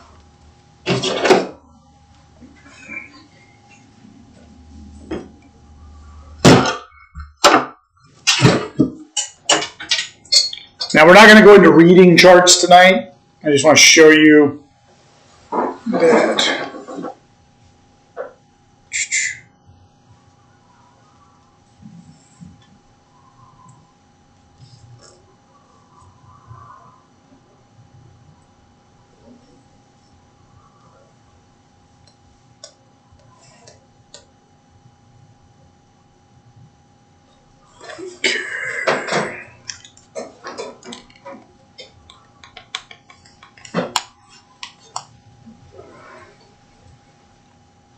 Okay, so this is us right here at 65 Sierra. This happens to have been a quick thing I was looking at flying to Yakima, because I gotta go to Yakima. But like here, Inobi is labeled right there. All right. Let's see. Sandpoint, SZT, that's the NDB. That is a valid identifier that you can put in for a waypoint in the system. It's that simple. This is a low altitude en route chart. So as opposed to, it's a lot easier to find them on low altitude en route charts. Now, what you will notice, maybe we'll notice, what waypoints are not on this chart? Visual, good call. There's also another one. Virtual? Ones that are only part of instrument approach, yeah, but not part of. If they're not part of the feeder system, if they're not part of the en route system, they won't necessarily show up. Does that mean you can't use them? No. If you're flying around, especially if you're flying VFR, you can cheat and use them all. I use them all the time. They help get you lined up with airports, that sort of thing. You find those on the approach plate. So, for example, this is a departure procedure from here. You take off, so real quickly, I'm just exposing you. You don't have to memorize this yet. But backwards. Did I blind you? Yes. All right, so this is runway 20, departing to the south. And you climb out and you go to Zanki, and then Herox, Hitot, and Karps. Now you notice they're all pronounceable words, sort of. All right, but you can say this as a flow. I depart off the runway, and if you look really closely, you fly at 202 heading until you hit a certain altitude. Then you fly direct to Zanki. Then you fly to Herox, Hitot, Karps. Well, those references are useful anytime, as long as you know where they are. So you should know, though, that Hitot is right above the hill down next to MacArthur Lake. MacArthur Lake, yes. Yeah, but it sits on top of that hill. So if you're trying to come through the valley and doing something stupid, trying to scud your way in here, you need to know where that ends up. And in ForeFlight, the way you do that is you hit this button up here. Oh, why is it not going to let me send it to the map? I think it has its own send a map button. Well, it usually comes up right there. The second one. Do it a different way here. Everyone pulled up for flight. It is not. the button right next to it. We got a lock The one on the other side. That just rotates it. adds a duplicate to the plate. This one. All right. This may be a function of me being coupled to the TV. That's not letting me do it on my fourth flight. It's not letting you do it either. That's just saying send to flight. Oh no! I know why. This is my fault. Do you know why? It won't overlay a departure, only a Departures are not necessarily drawn to scale. So this is, if you can't send it to the screen, if you can't send it to the map, it's because it's not rendered to scale. So close that. So instead, though, just to demonstrate this, I'll use the RNAV approach. All right. So HitTrue and WebDA are on here. And I can go send to map. And see, now I got a map. And then it plots it on the map. Nice. All right? And now you can look at, and you'll see the approach plate has all kinds of terrain and stuff like that. But, So you could send that to your normal map if you wanted to see terrain or something. yep. Only if you have a Pro Plus or higher subscription. Yeah, Oh, sorry. I was gonna say that because usually if you get the cheat mode, then don't put your plane on the approach plate. So, I will tell you, it might be worth it to get the pro subscription. Use the Especially, middle subscription. So I don't think what's that? the middle subscription. So the Yeah. really basic one, I don't believe gives you the IFR load charts We'll have to go. or like plates. And stuff. Where'd it go? It's an hour of flight time. It's worth it for safety. Especially. The moment I started thinking in hours of flight time, I started spending way too much money. Like, oh, it's just 1 hour. There are some things that are just worth it. And it depends on what you do. I fly IFR quite a bit. So making IFR flying as easy as possible is absolutely worth it. If you don't fly IFR a ton, it may not be worth it. I will tell you, as you get closer to your check ride, it might be worth it for 1 year to pay the extra $100 or whatever it is for a year subscription. Because I also buy Canada and the Caribbean and Mexico and a couple of other things. You don't need all that crap. But being able to get your own ship and to be able to do, when you're doing a check ride, it is really, really nice to be able to look on the taxi map after you have flown into an airport you've never been to before and make sure you're on the right part of the taxiway, going the right direction. Just something to consider. All right. So, GPS Direct. I threw these are all slides from Rod Machado. I threw them in mostly so I remember to tell you this. When you are in GPS Direct mode, you are in to-from navigation, like a VOR. So if all you have is one point out there, if you go to it, when you go past it, the distance is going to start counting up again. It's keeping track of how far you are going from that point. This is unlike leg mode, which is when you have a flight plan in. Because in leg mode, you travel in what's called to navigation. You go to a point, and then the system switches, and you go to the next point. It's not paying attention to where you've been, it's paying attention to where you're going. And this is kind of a theme with GPS. With GPS, you have different options, and you need to know which options you are in at any given time, because otherwise, the information that GPS is going to give you is going to be extremely accurate and confusing. You will be very accurately 20 miles away from a point instead of 20 miles from your next point if you don't know what's happened.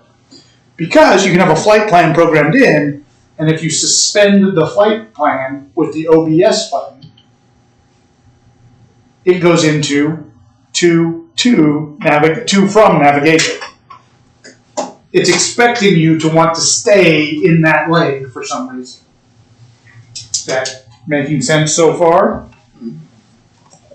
Okay, so to from, and this, so we're back to the part where I've never actually tried to fly it this way, but supposedly if you are suspended so you're in to from navigation instead of leg mode, you're supposed to be able to just treat that point like a VOR that you magically made up out there.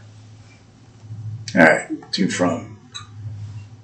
When flying beyond the active waypoint, the to from triangle flips. This is something I have never actually paid attention to, but it 100% makes sense. If you have hit the OBS to put yourself in suspend, it should flip. And I'm going to try this in the sim first and see what happens. So I have to go stall the plane in the sim. I have directions from Dave. I'm supposed to do some stuff. Stall the sim. All right, leg mode. Think of it as 2-2 navigation. I go from here to here to here to here. All right? So, what did I do? Oh, GPS flight plans. Okay. So creating a GPS flight plan. I am using this thing more than I had expected. But so here we have a flight plan button. All right. When you click the flight plan, or when you push the flight plan button, when you click it. When you push the flight plan button, all right, it comes up with this page that's just for a list of waypoints. And all a flight plan is a list of waypoints. This is incredibly easy to come up with this list using ForeFlight. It was a lot harder back before we had ForeFlight. All right? But so you come up with a list of waypoints, and you dial them in. I am not going to create a flight plan on here right now because we don't have an hour for me to sit there and click the little knob around. Believe it or not, that is a major part of learning to use the 430 is getting good at clicking the knobs around. Can you sync your 430 with ForeFlight? I don't know of a 430. I know I can do it with my Avidyne. You can do it with your 350, right? Bravo Tango, we can do it. In the 430? I don't know what's in Bravo I think you can, yeah. But Oh, Bravo Tango, you said doesn't have a 430. That's a different kind of GPS. 430 is a different kind. I have to go look and see what kind it has. With the 375, if I edit my flight plan either place, the other thing says, hey, the flight plan just changed. You know, so if I edit on my tablet, it shows up on my panel. Instead on my panel, my tablet says, hey, new app, I'm going to update. So, getting ready for your check ride, you're going to get good at doing it by hand. Okay? Partly because you don't want to be messing with your iPad and your 430. Now, if we figure out a smoother, easier, smarter way, we will do that. But you should be able to dial it all in. You should also be able to fly the plane without driving. Also, when you're twisting that in there, if you twist it backwards, it starts on numbers instantly. Like this is 65 Sierra, so you can just twist it back to 6. Yeah, and 5. It goes around in a Goes all the way around in a circle. circle, but Goes around in a circle. Okay. So, yep.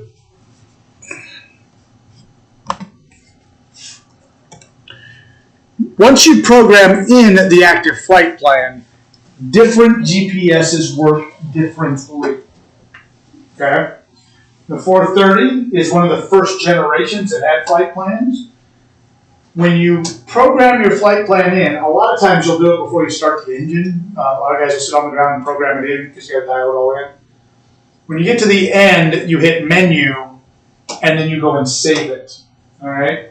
430 makes it kind of a weird pain in the butt because it just has empty blocks. Save it in block 1, save it in block 2, save it in block 3. You just got to put it wherever it tells you to put it.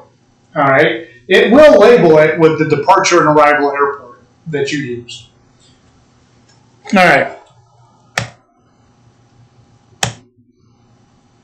So when you're in leg mode, as you're flying around along, you should get turn anticipation. So it should tell you about when you should start to turn so that you have nice intercepts. And if you're hand flying, those will help you do it. It also will drive your autopilot if you're in nav mode on your autopilot. So you cruise along and it'll take you from point to point to point and make the turns for you. That said, every time the plane turns, what should we do? Turn, make sure it's doing the right thing. Turn, twist, oh, Keep going. Travel, talk, track. post time. Yep. So turn, time, twist, throttle, talk, track. Every single time you do it, 6T. This is the NAI 6Ts. I think you missed that last week.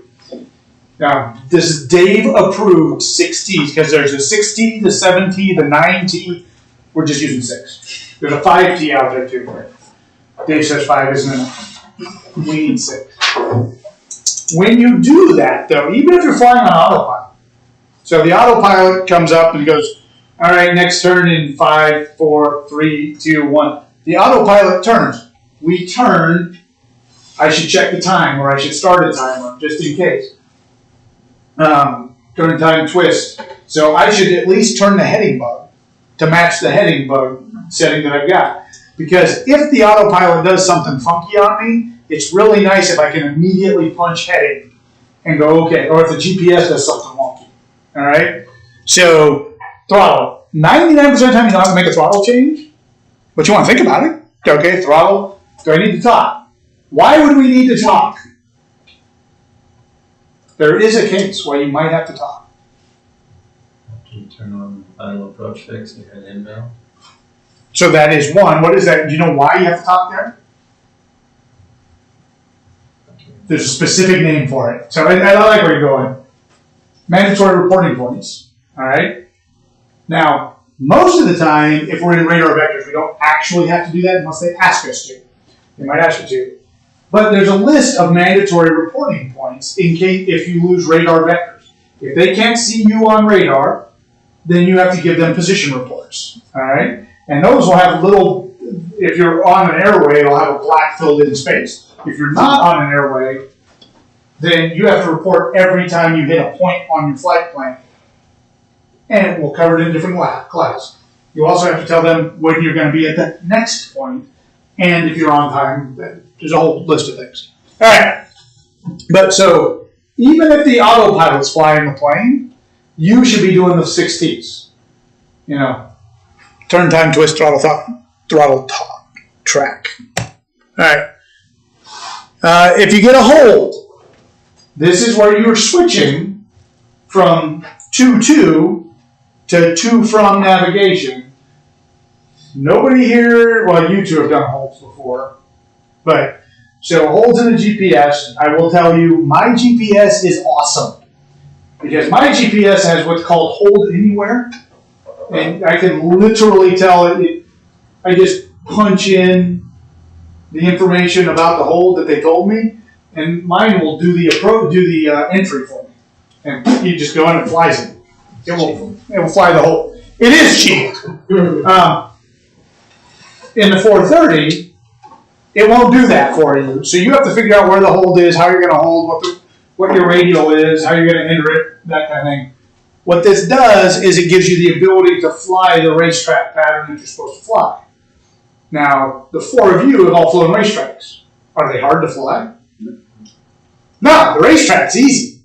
The trick that you haven't had to do yet is you have to anchor it to a point. And the inbound leg has to be the right inbound leg. Everything else gives you a little slump. You get to make up, any wind correction is made up in the outbound leg. If you've got a headwind, you'll fly a longer outbound leg to make the inbound leg match the one. But when you get on the inbound leg, you're supposed to be tracking a specific radius.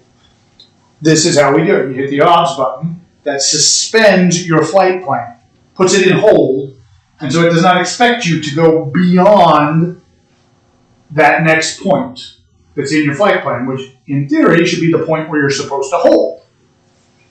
And then you have to figure out what radial am I holding on and what direction am I turning my circles.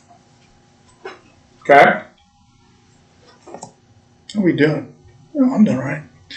Okay, so these actions can vary depending on the make, model, user settings, and current mode. I think I told you all, my airplane, the Abaddon, automatically assumes on a landing that I am going to go missed. So it continues, it does not stop. But a 430 is going to suspend. It's going to assume you're planning on stopping at that airport. So if you go missed, the procedure I was taught was cram, climb, clean, call, suspend. C-spend. So they all start with 5 C's. Dead serious. C-spend is you reach over and you hit the OBS button to unsuspend the GPS so that it goes into the missed approach. Alright? You have to know specifically what your GPS is going to do.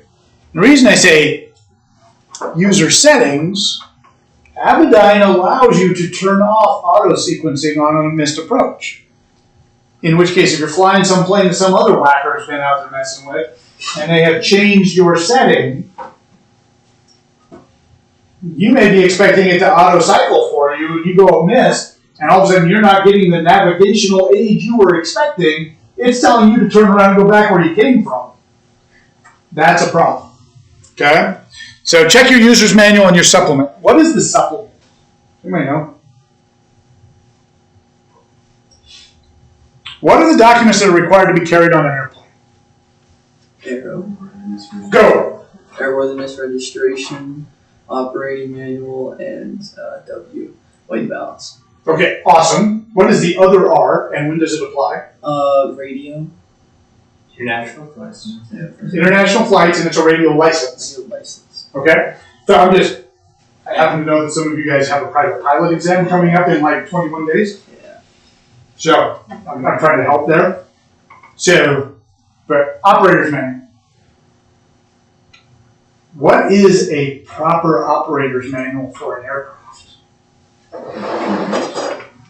Pilot's operating handbook. Okay. Isn't there a supplement put in there by mechanics or work done after the fact? Isn't the factory? So anything that is installed that is required for flight must have a supplement added to the operator's handbook. Unless the plane was built before, like, I don't know, 1906. I don't know. I don't remember what the year is. But there's a specific year where in that year they said every operator's handbook is specific to the airplane. So at that point, those become serial numbered items. It is specific to that aircraft. It includes the minimum equipment list. It includes the any specific installed optional equipment must be included in that. And then if you've made modifications through STC that affect the way the plane flies. So a good example is a lot of people put vortex generators on planes around here. Why do we put vortex generators on a plane? Because it helps the air stick down the wing better. Okay, which Increases the critical angle of attack. Makes it stall less. it lets you go to a slower speed before you stall. So you can have shorter field landings. Sometimes it helps with takeoffs. But so because of that, your airspeed indicator no longer is marked properly to match what your stall speed is. So if you have vortex generators, you have to have a supplement in your operator's manual that says what your new, clean, and dirty stall speeds are. The STC requires you to actually have the airspeed indicator remarked. Or it can be done on the surface of the glass. Or they'll placard it, put a little sticker next to it. Or you're expected to look in the supplement, right? Every single aircraft that has a GPS installed as an aftermarket installation has to have a supplement that is the operator's handbook for that GPS. One other slightly related note that I learned late was they may also have instructions for continued airworthiness. It means you have to get the software updated. So it's one thing to make sure your database is up to date and all that, but every time you go for your pitot-static checker, things like that, they will also make sure that the actual code that's running on the unit is up to date with the latest. Yeah, and sometimes it gets super complicated because the Avidyne, you're not required to do the software update, but there is a continued airworthiness, And there are other things that have to be done, one of which is they have to test how long the battery lasts. Sir, oh wow. Yep. So, That's a. but yes, and these are all things you're supposed to know as a pilot. Did you know that? Of course. Yeah. Ultimately, who is responsible for determining that proper maintenance has been performed on an aircraft? You. Yeah. Pilot. Ultimately, the owner is responsible for ensuring the proper maintenance has been completed. But if you fly the airplane, you are responsible for ensuring that the owner has ensured that proper maintenance has been done. I'm not kidding. It's that complicated. There you go. All right. Departures and approaches. What a departure and an approach are in IFR terms is they are pre-planned, sometimes three-dimensional routes. Sometimes they're only two-dimensional. Sometimes the altitude is not pre-planned. That's given to you by ATC. And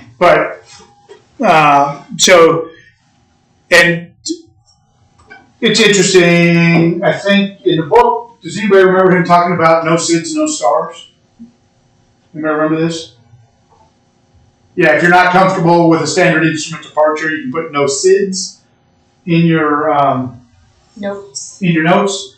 If you're not comfortable with standard instrument arrival, you can put no star in your notes.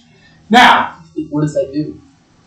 ATC cannot legally issue you a SID or a star if you put that in your notes. Now, here's the problem with that. I used to do it all the time, and then I learned it actually makes getting clearances more difficult. All right? And it makes amendments more difficult. What you really want to do is learn how to use the SIDs and stars and know which ones you're likely to get so that you can keep track of them. And around here, what I would tell you is you almost never want to put no SID, no star because the ones they give you are so easy. So there is a standard instrument departure out of here. I pulled it up earlier. It is the easiest way to get out of here. I deliberately put it on my flight plans if I'm leaving there. I put that SID on because there's only one. I know what the plan is. I have flown it before. It makes me happy. And I'm not getting something that's just half-baked by some controller that's in Seattle. Fair enough. Does that make sense? All right. So, and it improves communications most of the time. The exception is Seattle. If you're in Seattle at a satellite airport, some of those SIDs and stars can be really complicated, and they happen really fast. Like you may have 3 or 4 changes you have to make very, very quickly, and if you are not comfortable with that, then you should say unable and request vectors. All right, but that's a negotiation. Your clearance may get amended. You may have all kinds of hassles, unless you put no SIDs, no stars when you're getting ready to leave. All right. In small piston-powered airplanes, there's usually only a couple of SIDs, a couple of stars that are even possible. When we get to reading those charts, we'll go through like how you figure out if it applies to you or not. And ForeFlight's making it easier because now they do a thing where they filter them based off of the aircraft you have in your flight plan. All right. Pro tip: if you're going to fly to Seattle IFR, do it in the sim here first, right? I mean, you can pre-fly the star and get good at it, and then go over there. You'll be like, oh, I've flown this 5 times before. You know, it's your first time. All right. So instrument approaches. You will notice we are now in chapter 18. You notice this because instead of that funky cartoony looking GPS, we now have a 530. All right, and again, we're not going to get married to the 530 information, but when you hit select approach, it will bring up a screen. Let's see. Does the 530 behave differently from a 430? I thought it was the 430 the bigger screen, but do the menus work the same in flight plan? Yeah, all that stuff works pretty much the same. Minor differences in like nav 2 screen looks different, or nav 1 screen. Sorry, the nav 1 screen looks different. So there's a weird specific thing. When you fire up a 430 and you go to nav, it always starts on the nav 2 page, which is the map. And if you go to nav 1, it's that screen that doesn't have a map. It just has a CDI and that little box of 6 numbers on the bottom. On a 530, it always starts you at nav 1. And nav 1 has a map, but it has a box of 5 numbers that are supposed to be around it. The sim doesn't even show it right. So you can only put 5 numbers instead of 6 numbers. It gives you a CDI in NAV1. And if you go to NAV2, the CDI goes away and all those 6 numbers go away. It kind of declutters the screen. But so there's weird little differences. But like the big, how the big knob works and the little knob works and programming your flight plan in, that's all the same. So yes, the 530 is definitely the 430's big brother. And it's mostly screen real estate. But they made some changes because of the fact they had more screen real estate. Was the 430 capable of WAS? So 430W is WAS enabled. The 430 is not WAS enabled. Because I just remember that being one of the things that we liked about the 530 is it was WAS. Yeah. So, all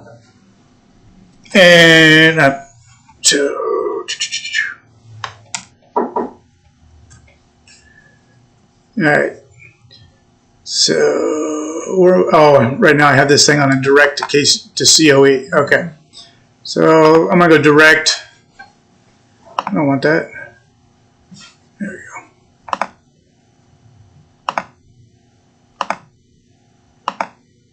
So if I go K COE,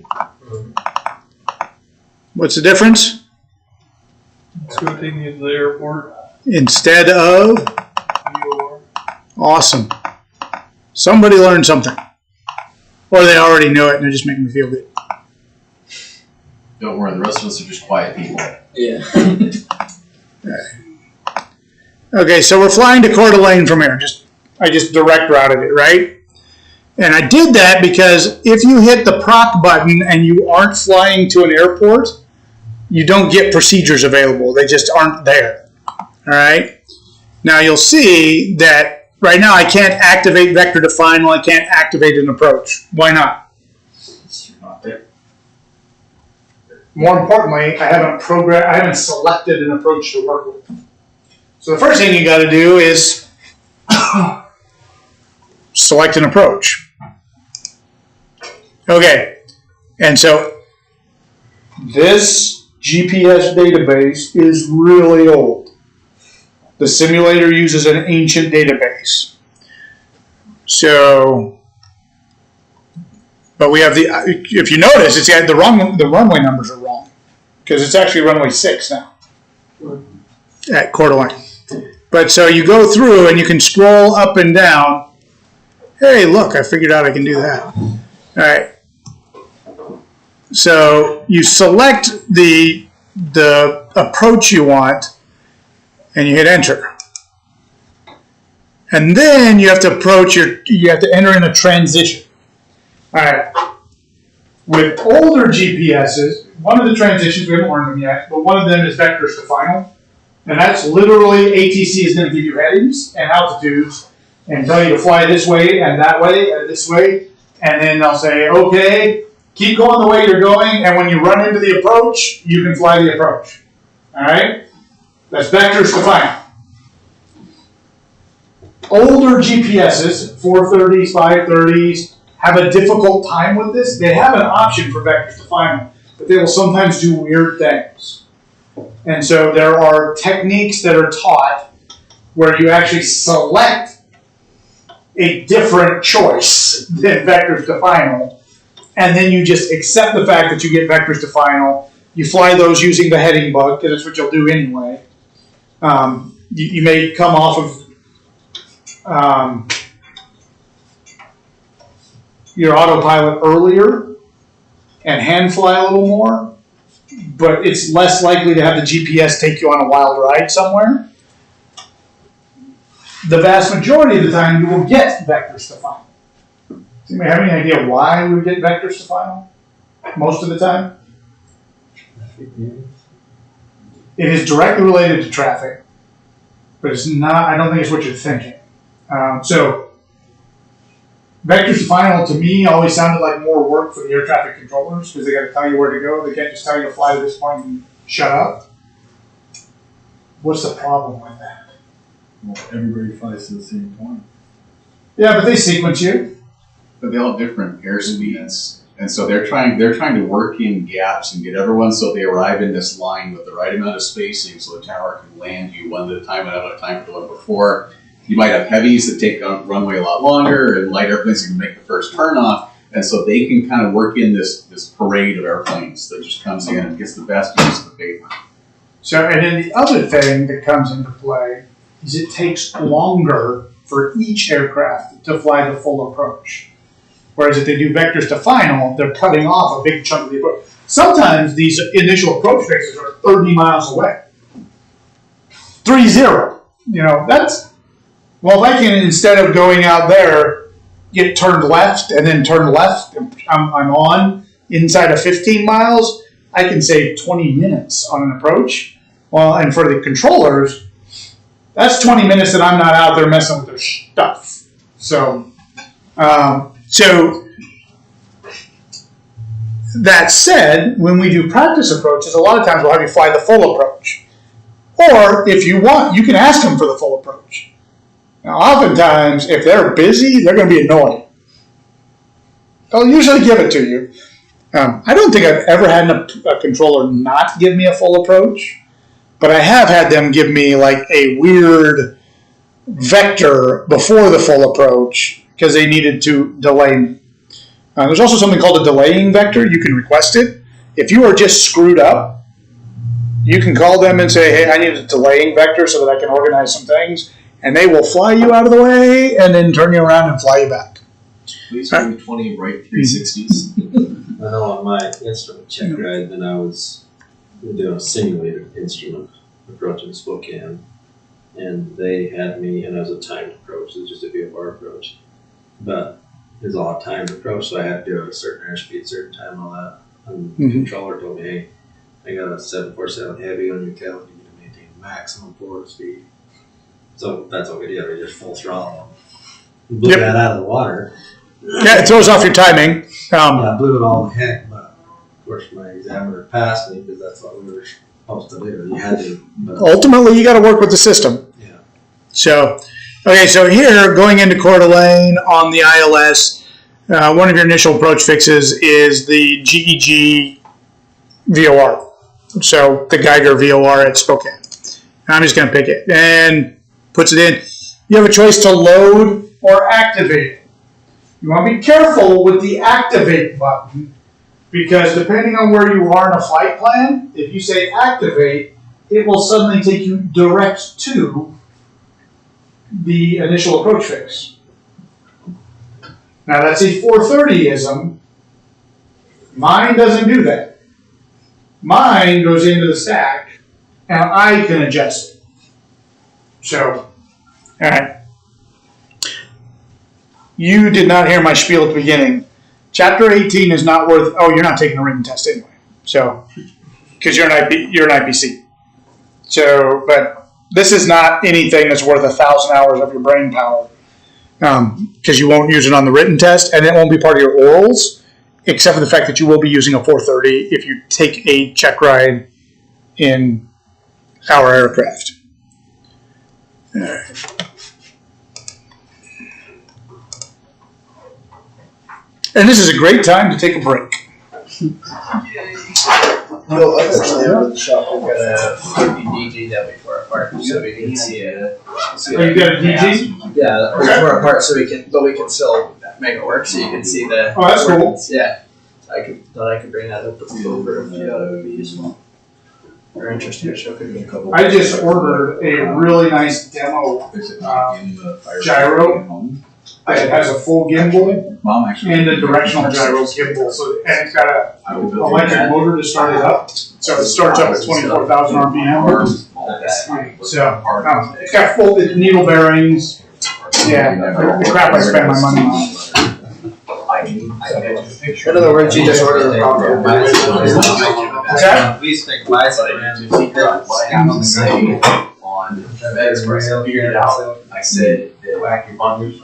Yeah, but if you my pet on the security. if you can sit in a spinny chair, Yeah. I have no idea why these three. So the one that they took a bicycle tire board ran a rod through it. Yeah, it's like You are retarded to string to one side of that rod. we're just pull the thing up. it's actually Around, it's ridiculous. And it just, It's old so- and I'll take those files. I just went through and organized everything. Very careful. I literally just went through and I got everything.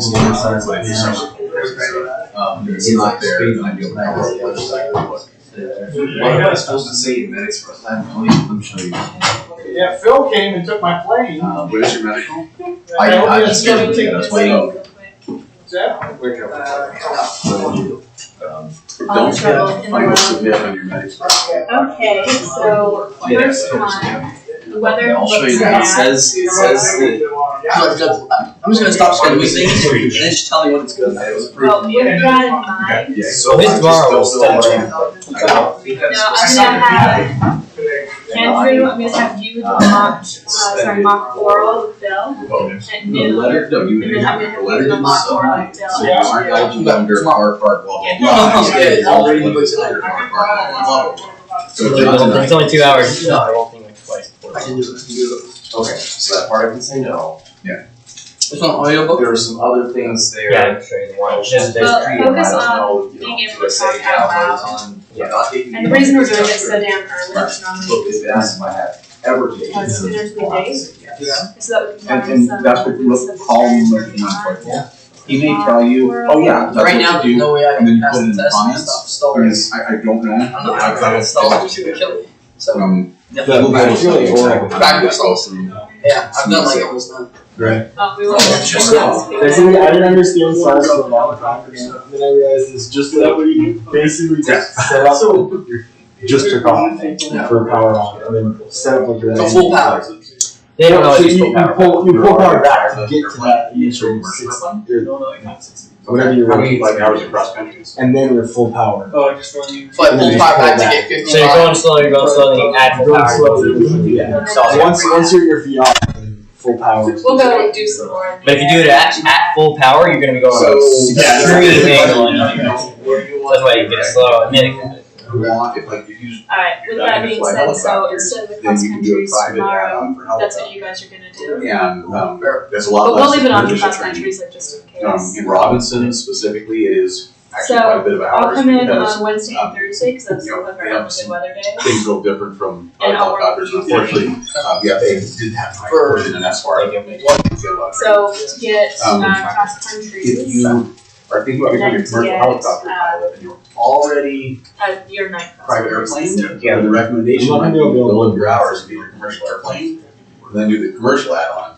That will be a lot cheaper for you in the end than So- going private. So you have a building night- up all I have those 2 days by cross-country myself hours at night. and stuff. Well, I don't have night cross country. I just have You have 3 night. landings, which I can do with that. And you have 3 day cross country.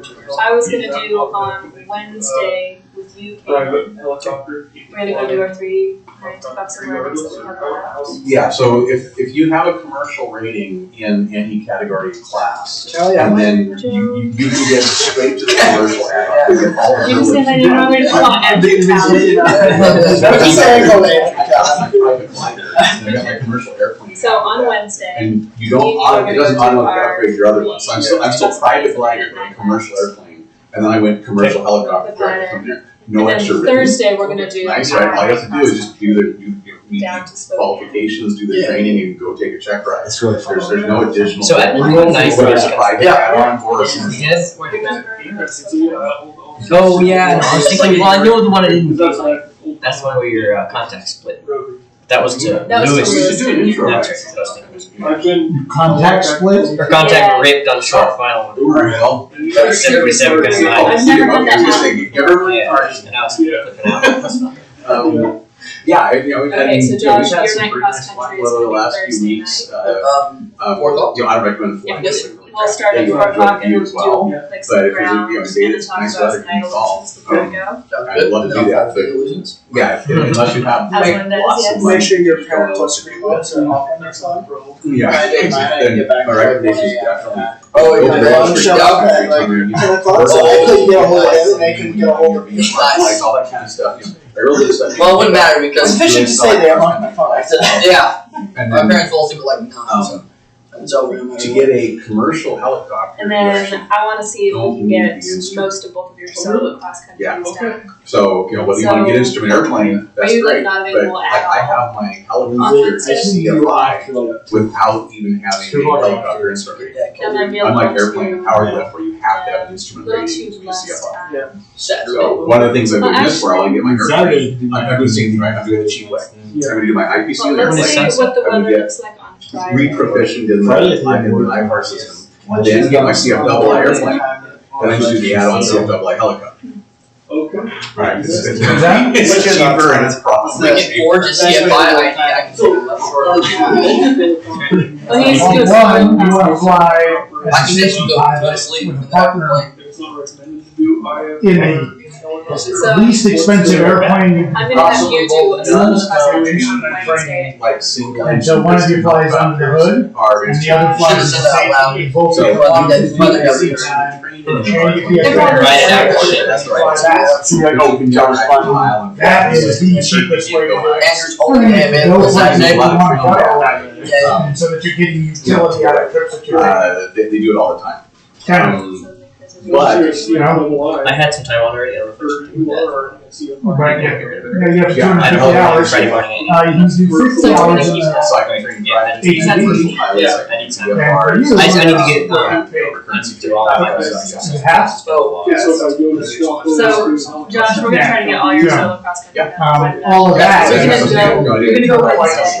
See how you like it, you get a feel for it, And talk about helicopters. Well, and then that's- you mix So Wednesday at 12. So less than 70 an Yeah, hour just focus on building your hours. And then you know you're Well, you get gonna 30% off of that. I'm down. I'm just gonna write They're less than $100 an hour. One thing I'm worried about is savings on the seats. So getting less than your commercial check ride. So I mean, I was like, That's what we figure volume. exactly. Think it really loud. Gotta So say- I'll have you do a solo cross country on Wednesday, do a solo cross country on Thursday, Yeah, and and then they'll- one of our they'll night really, classes on especially- Thursday. So the check ride's actually. Would you rather do it Somebody one should way? enjoy that. Because then you're like, your brain's already prepped. It's on. Yeah. When I did mine, it The was brains even get it. it was like Hey, well, dual, solo, and like So it's 5 actually shorter days. check ride than it would be for a. You guys can help. Then I just probably have to fly by myself and loop and get my 10 hours. Yeah. And So you'll have 5 hours there, and then you'll probably go over your 10 that you need. But any more time that you want solo, you can do that. And that's fine too, yeah, we got 4 seats. You know. Andrew, if you are available at 2, why don't the two of Cool. us Does she go fly up in the and do some airplane? maneuvers at 2 o'clock Cool. on Wednesday? She was actually my first. Can I take advantage of the nice weather? Yeah, it's It's nice. actually really nice. Right now it's called Nice. full sun. Can't get you guys to put people on at 7 o'clock in the morning. Our second. Well, he doesn't wake up until 2 o'clock. I'm up until 5, so it's usually. Why are you up until 5? I just do a lot of stuff with my. Go to Palm Springs. Until I get my bourbon. She's like, you're kidding, right? I'm like, What work do you do? I have a few Zoom. I'm doing schooling on the side. So I'm doing calls it At is 5 a.m. wardrobe. with my friends, not with Okay. teachers. Not with teachers. But, Bill, I'm gonna have these two guys do mock morals she tomorrow calls herself since the Nat weather Chick. doesn't look that good. So if she doesn't have a rating, she did take ground school. Do you So want I've to talked to put in- him about you Works watching. the radios, tracks Yes. the maps, does the pilot. So I'll watch party. during yours, It's pretty cool. mostly just to give Bill some kind of advice. And then where do you want them to plan cross countries to, if we do get to that phase? For iPhone. No, for Is just your this private. VFR private? Yeah, VFR private. Okay, Run the radios and run Yeah. their iPads on that. What's that? So you do one to Kalispell, specifically you called do one to Fusion, McCall. Mission Partners? which is specifically Which for my second marketing, solo spouses or buddies or whatever. This is No. for A the lot. If you Mock want Mock to- Mock Mock So on Yes, your you check ask ride, for you help get it. and get the airplane down. You're Yeah. gonna get told to do it with flight plan. And then you talk about, like, Now it's situational awareness. Do you know where McCall, Idaho is? I know if I can find it. You can. So yeah. yeah. Sounds pretty Bring fun. the okay Yeah. number? Yeah. Well, we're not actually going. Join. We're not actually. Not unless the weather does something dramatically Yeah, different okay, than so expected. EA is really cool. And if you they're wasted focused much on time answering experimental questions amateur that were warfare, asked. home I warfare, did. that kind of I'm stuff. I wouldn't even get to that. But the OPA is the one that fights the good They're, fight to keep I'm gonna attack these a little differently after talking to her. When California outlaws And what gas you're with lead in practicing it, here AOT is is the one getting that says comfortable we talking can't do with that a because we different don't have a person. replacement gas. And then, you know, So how you you just- articulate your knowledge in a very, very clear way. things you can. And then it also helps you notice any missing areas. 2012 is ruggedized. And then it gives feedback to me about like, Yeah. So do we have to have Yeah. these, like, so for the real one, yes. No, it's just good stuff. For right now, Not for tomorrow. not for tomorrow. Right. so I have a mock test, and two, and then For the next sure. 2 days are discussed. I mean, people come from all around the world because of that. So we want to keep it. It does have a fair amount of plus. Not as much as you would Yeah. think. That's what it said. Yeah, a lot of this space here Let is. me go ahead and say Connor. Yeah, it's magnesium alloy. It's a great hobby. Shell on it, or you can experience to get a large one. And then if you wanna come I have at a business 11 trip instead with of a 12, friend you need to that show me your cross country stuff on Wednesday. Oh, And then same At thing least on it's not- Thursday, you need to show me your cross country planning. Yeah, I have a. I'm definitely better to Okay. detail. So I need to make another copy, because I already have the one for Deer Park made, so I'll make another one for. Not detail. Yes. Yeah, so the details typically have been. So Deer They have straight tails, Park, detail. That's what has the rudder vators. Roll right on, so you don't. I flown one of those. It's plenty of processing. It wasn't as bad as people say. Thanks. We weren't doing like other rotors and stuff, so at least for basic flying, it's all mixed. It's not doing new stuff. The yoke or the does exactly the same thing. Wednesday, I still don't know how to spell Wednesday. Alright, details. Let's get back at it. You don't want to horizontal state. Wednesday on Wednesday. And so it does have a little bit when you go on like tank stall for landing and stuff. It's Yeah. like soft field takeoffs. And mine has the. And then you're gonna go to a different. Oh, land And mine. then it's like places. Let them go and sample the quarterly instead. Regular. You can say. Oh yeah, this is. So land, I said on the second one on the way back. Not legally, but so land has that capability. Not legally, but in an emergency, in a pinch. Alright, Exactly. so real quick, kind of back to this is just an introduction. This is what part of an approach plate looks like. And what you'll see is it's just a chart. It is a form of a map. And it gives you multiple ways to get to a runway. Alright? All approach plates either lead to a runway or to an airport. And I say that because this one leads to a runway 24. If they end in a letter, they don't go to a runway, they go to the airport. Because they're more than 30 degrees out of alignment with the runway, or they are so steep that it isn't considered a normal straight-in approach and you are expected to have to circle around the airport to get down. Does that make sense? Okay, so this initial approach fix, you just, in the GPS, you end up with one of these points. So an IF is the intermediate fix. This is what's called a standard T-type GPS approach. These are like the simple, straightforward, you connect dots. All right, you'll notice that these waypoints are all black pointy and they do not have a circle around the outside of them. But this one right here, it's a little smaller, but it looks just like one of these with a circle around the outside. The difference between those is if there's no circle around the outside of the approach of the point, it's a fly-by point. So if you have to turn, and this one right here is a good example. As you're coming from here and you fly up here, you do not fly all the way to that point. You turn before it and lead your turn in so that you can make a nice gentle turn and go straight onto the track. Okay? This one, the one that's labeled runway 24, yeah, that's a flyover. You have to be directly over the top of that because you're expected to land. It's also the start point for the missed approach point. So you're expected to be in a very precise spot to go, all right, this isn't going to work. I have to go around. All right. It just happened to be on this slide. So Also interestingly, that you won't find that approach plate if you look up approach plates for that airport anywhere. is it gone? It's gone. Okay. There's a. Whatever. He's obviously reading, There's because he's a looking up the approach points from the example pictures. X. A RNAV. Y and a Z. So that's at Carlsbad? Yeah. So there's a RNAV GPS X runway 24, RNAV GPS Y 24, and then there's an RNAV R and P, which I'm not totally sure what that one is. That's one you can't use. All the ones that you can use will say GPS if it's an RNAV approach. RNP is Required navigation. Regarding navigation performance. Airlines. You are not going to have that equipment in your system. All right. So RAIN.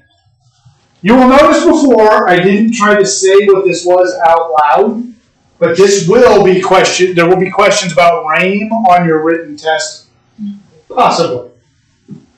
And it's Receiver Autonomous Integrity Monitoring. If RAIN reception is lost, there's no guarantee of GPS accuracy. But a 430, you can do a test, and you go to, I think it's utility screen, or I have to go look it back up. A non-WAS 430. This is what's important. Non-WAS, you are supposed to either go to a website and look up if there's going to be receiver autonomous integrity monitoring. If it's going to be, if you're expected to have enough satellites in the right positions and all that's good. The other thing you were supposed to check, anybody know what else you're supposed to check when it comes to GPS before you go and shoot an approach?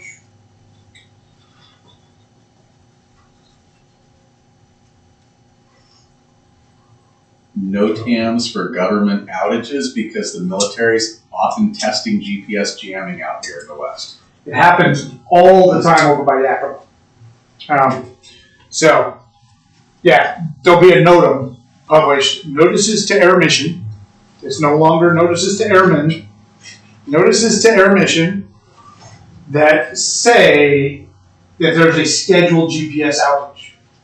Because then your GPS isn't very good. It will not get you where you want to go. All right? And if RAIN is lost, the big thing is if you lose RAIN, if you get warnings on your GPS that you've lost RAIN, you do not want to fly an approach like that because you will die. It is a good way to get flat.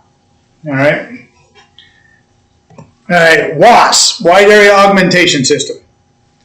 And like you said, it used to be 2 GPSs. Now it's 3, I think, or 2 non-GPS satellites that send information out. It improves accuracy and reliability.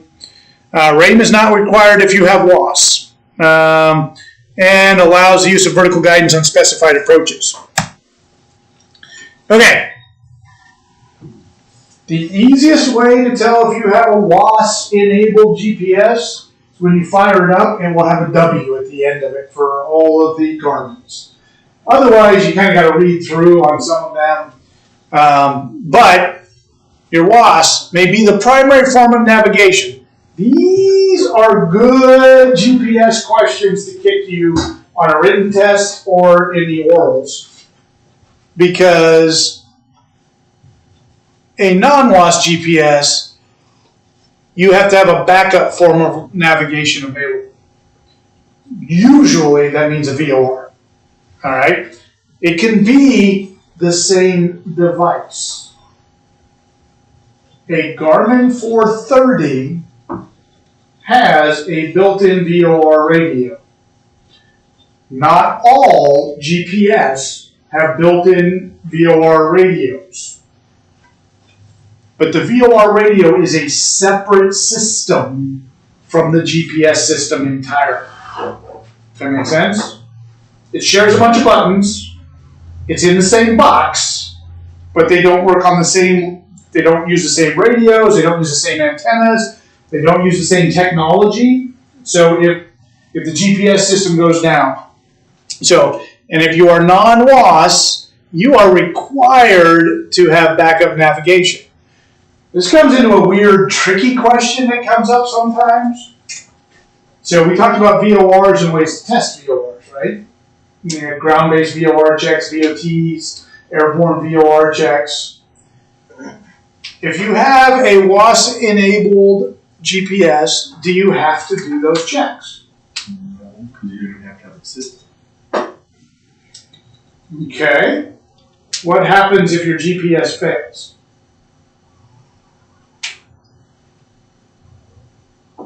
If it's installed, you have to do it to fly IFR, I would guess. So you're close. Technically speaking, in order to use your VORs for IFR navigation, you have to have done the checks. In a non-WAS enabled airplane, you have to have done those checks within the previous 30 days before you take off. If you want to use them as backups, in a WAS enabled aircraft, you are legal to launch without having done them. But if you had to switch, you would have had to have done the checks in flight. Is that making sense? It's a weird deal. Because a lot of people stopped doing their VOR checks when the regulation got changed. And that's not necessarily the best idea. I will tell you, I haven't done mine in a long time. And I went down a rabbit hole after a conversation with Wurzel about this. Sorry. Yeah, no. That's why I took this job, was to go down rabbit holes. All right. So RAIM is not required if you have WAS. So WAS, the ground-based system, will tell you if you're getting too big of errors, and it will predict it. Okay. If you don't have WAS, you have to specifically do a RAIM check, and there's different ways to do that. One is to do it through the unit itself, and another is to do it through through a website. You Google RAIM online or something, RAIM check. Yeah, RAIM check. Bet you there's an app you can get. Probably. Do you have an HDMI connector to that TV? What's that? Do you have an HDMI connector for the TV? I do. I was just. Can you pull it up? Were you able to find it with a simple Google? There's a weird map on the FAA website with red and green on it. Okay. So, okay, another weird thing with WAS versus non-WAS. If you have a non-WAS, there are specific limitations on alternate airport selections. Anybody know what they are? It's in the reading. You can't have, or it has to have a different approach to GPS. That's exactly it. You cannot be reliant on a GPS if your unit is non-WAS. So the 182 here has non-WAS GPSs. Can I fly at IFR? Yes. Yeah. It still goes down to 0.3 on the approach. The difference is I can't use it for vertical guidance, and I have to pick a different alternate. All my alternates have to have a non-GPS approach. Now, the weird exception to that is if my primary airport has a non-GPS approach, I can pick an airport that only has a GPS approach because I have the ability to use a different form of navigation. Does that make sense? All right. So this TSO, I'm about to do math in public. Technical Standard Order. Yeah. Did I get that right? We got it correct. Technical Standard Order. TSO, you'll see these all the time. And you'll hear the phrase, this is a non-TSO unit. You'll find those in experimental aircraft. You will see the exact same piece of equipment, TSO versus non-TSO, and it will be an order of magnitude difference in cost. Do you know why? Somebody had to put some signatures on some paper. Pretty much. So TSO is a technical standard that box had to be built to. Sometimes it's shielding requirements. Sometimes it's internal fusing. Sometimes it's a weird example. People do this all the time too. The alternators on many aircraft are made by Autolite, which is Ford Motor Company. Oh, sick. And the exact same model of alternator is available as a non-TSO product at any, Pet Boys or, we don't have Pet Boys here. Auto parts. Any auto parts store. AutoZone. You go to AutoZone and buy it. Override. Yeah. Okay, and a lot of you guys got in a habit of going, well, I can buy this. So, alternator at AutoZone right now costs you like $140. If you buy it TSO, it will cost you $1,400. But you have to have the TSO, right? Okay? And what happens is a lot of guys go, there's no difference, it's the exact same thing, I'm just going to buy this thing and slap it on. And they will do it. But as a mechanic, you'll come across things that are not done properly. What people don't understand is there is actually a very specific difference. The brushes are made of a different composition of carbon and other stuff that compensates for them being up at altitude without pressurization. And so the brushes don't arc as bad. And that costs $1,300. Yes. Okay. Signature. That's a signature. If you go just buy the replacement brushes, that can make people. they're only like $6. So But if you crash, they will test those bristles. the and brushes. see the brushes, and they'll make sure that was not the cause of the accident. That's wild. So how would you get it approved if you, I don't know if it's possible, but if you bought one from there and had the replacement brushes? Not possible? No, Yeah. because you don't have the signature. Because I don't know what else is different inside them. The only thing I know for a fact is that the brushes are different. Gotcha. It's not like I mean, So it there would you be go. possible, but it'd be cheaper and faster Alright. just to buy the actual unit. So chapter 18 is very 530 eccentric. Real quick, Direct 2 can be a lifesaver and it can completely screw up your life at the same time. Alright? If you're cruising along and they give you a big routing change and it completely throws you off, being able to just hit the Direct 2 button, put the first one in, and then sort it out can be super handy. If you're flying along and something happens and you hit that Direct 2 button and you punch in something, all of a sudden you are on a road that ends. And you don't have anything after that because you don't have a flight plan. Alright? So just understand that, like everything in aviation, double-edged swords. Alright? So flight plans. I suggest you save them when you put them in. Do whatever you're going to do. Because for one thing, you can always hit revert. You can invert them and copy it and then reverse the flight plan. And so that saves you a bunch of time dialing in a bunch of stuff. You gotta be careful with that, because if you've added an approach to your flight plan in, sometimes it'll keep it in there and it'll try to fly you out backwards. And so you gotta be careful with that. It shouldn't do that because you actually saved it on the ground before you would have ever picked an approach. CDI. Nope. So CDI. The CDI button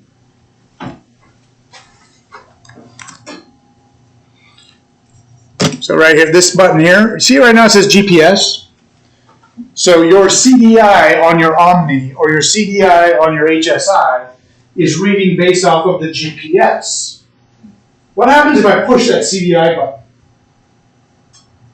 It changes your input source, basically. True. Do you know what it changes it to? Your NavCom. Your nav radio. So it'll say VLOC for VOR localizer.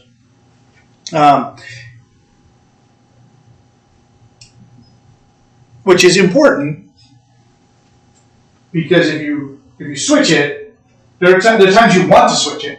When you're on an approach and you're coming in and you're getting close, if you're doing an ILS approach, Can you legally fly the ILS using the GPS guidance? If it's WAS, then yes. No. Not if you're using the ILS plate. Oh. Wait, what? Because the ILS plate is assuming that you are using the ILS system, which is the localizer and glide slope that is generated from ground-based navigation aids that are supposed to be there. And here's where it'll bust you. Glide slope at Coeur d'Alene was out for months. Sick. And if you go down to that minimum, if you go down to the DA, you broke the law. Literally. Every single one of those approach plates is coded in federal law. I'm going to get this one wrong. I think it's Part 79. Somewhere in that range, yeah. Yeah, so every approach is a little bit of law.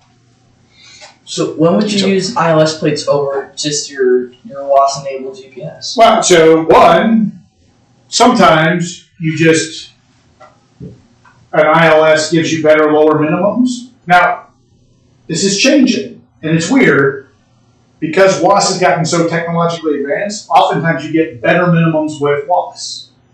But if GPS goes out, an ILS is a nice backup. It gets you down to 200 feet off the ground. And our plane doesn't have the WAS, so we have to use the ILS. Well, no, ours the one you guys are doing, it has WAS. Oh, it doesn't. The 182 I'm flying doesn't. Okay.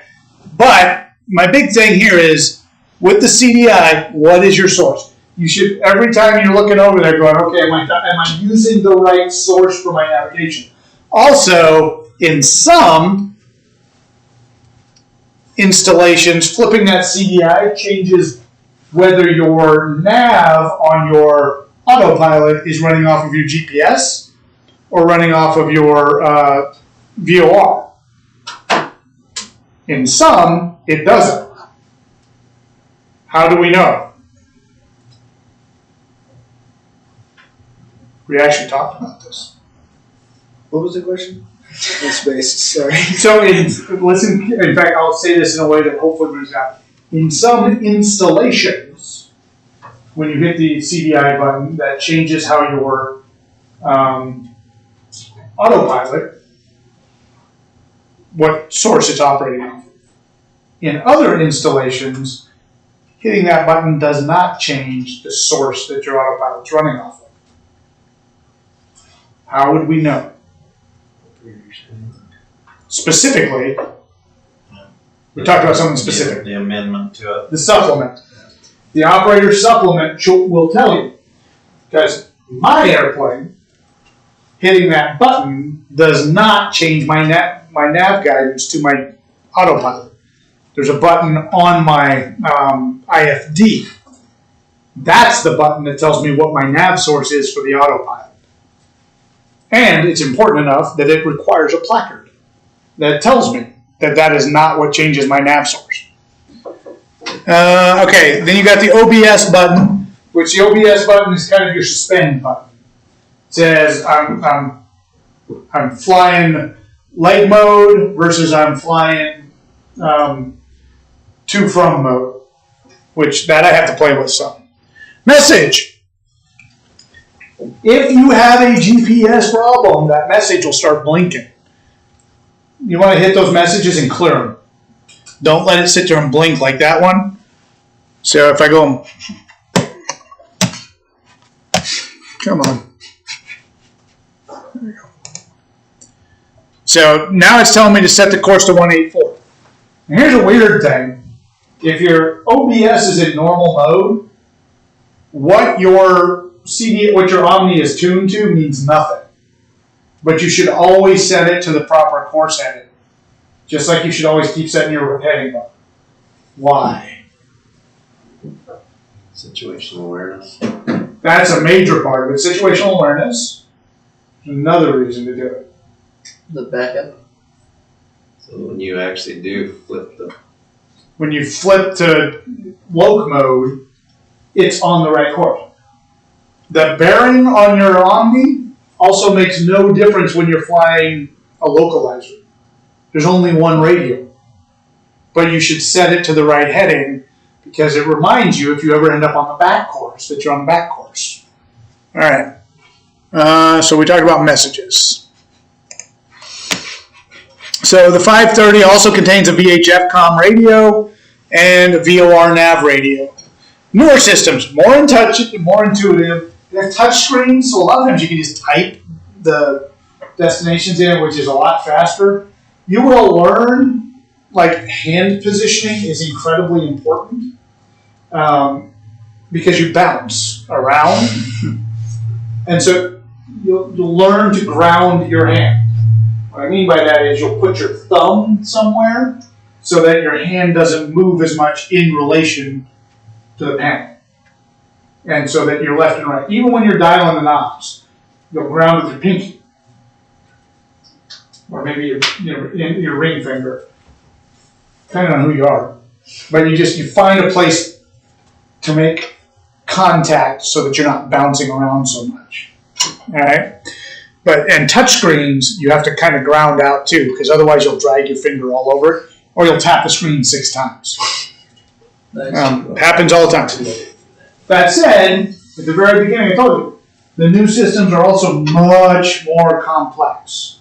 Who said the book? You. Book and page? Mm-hmm. Yeah, now you've got volumes, libraries, books, pages, tabs. Some of them.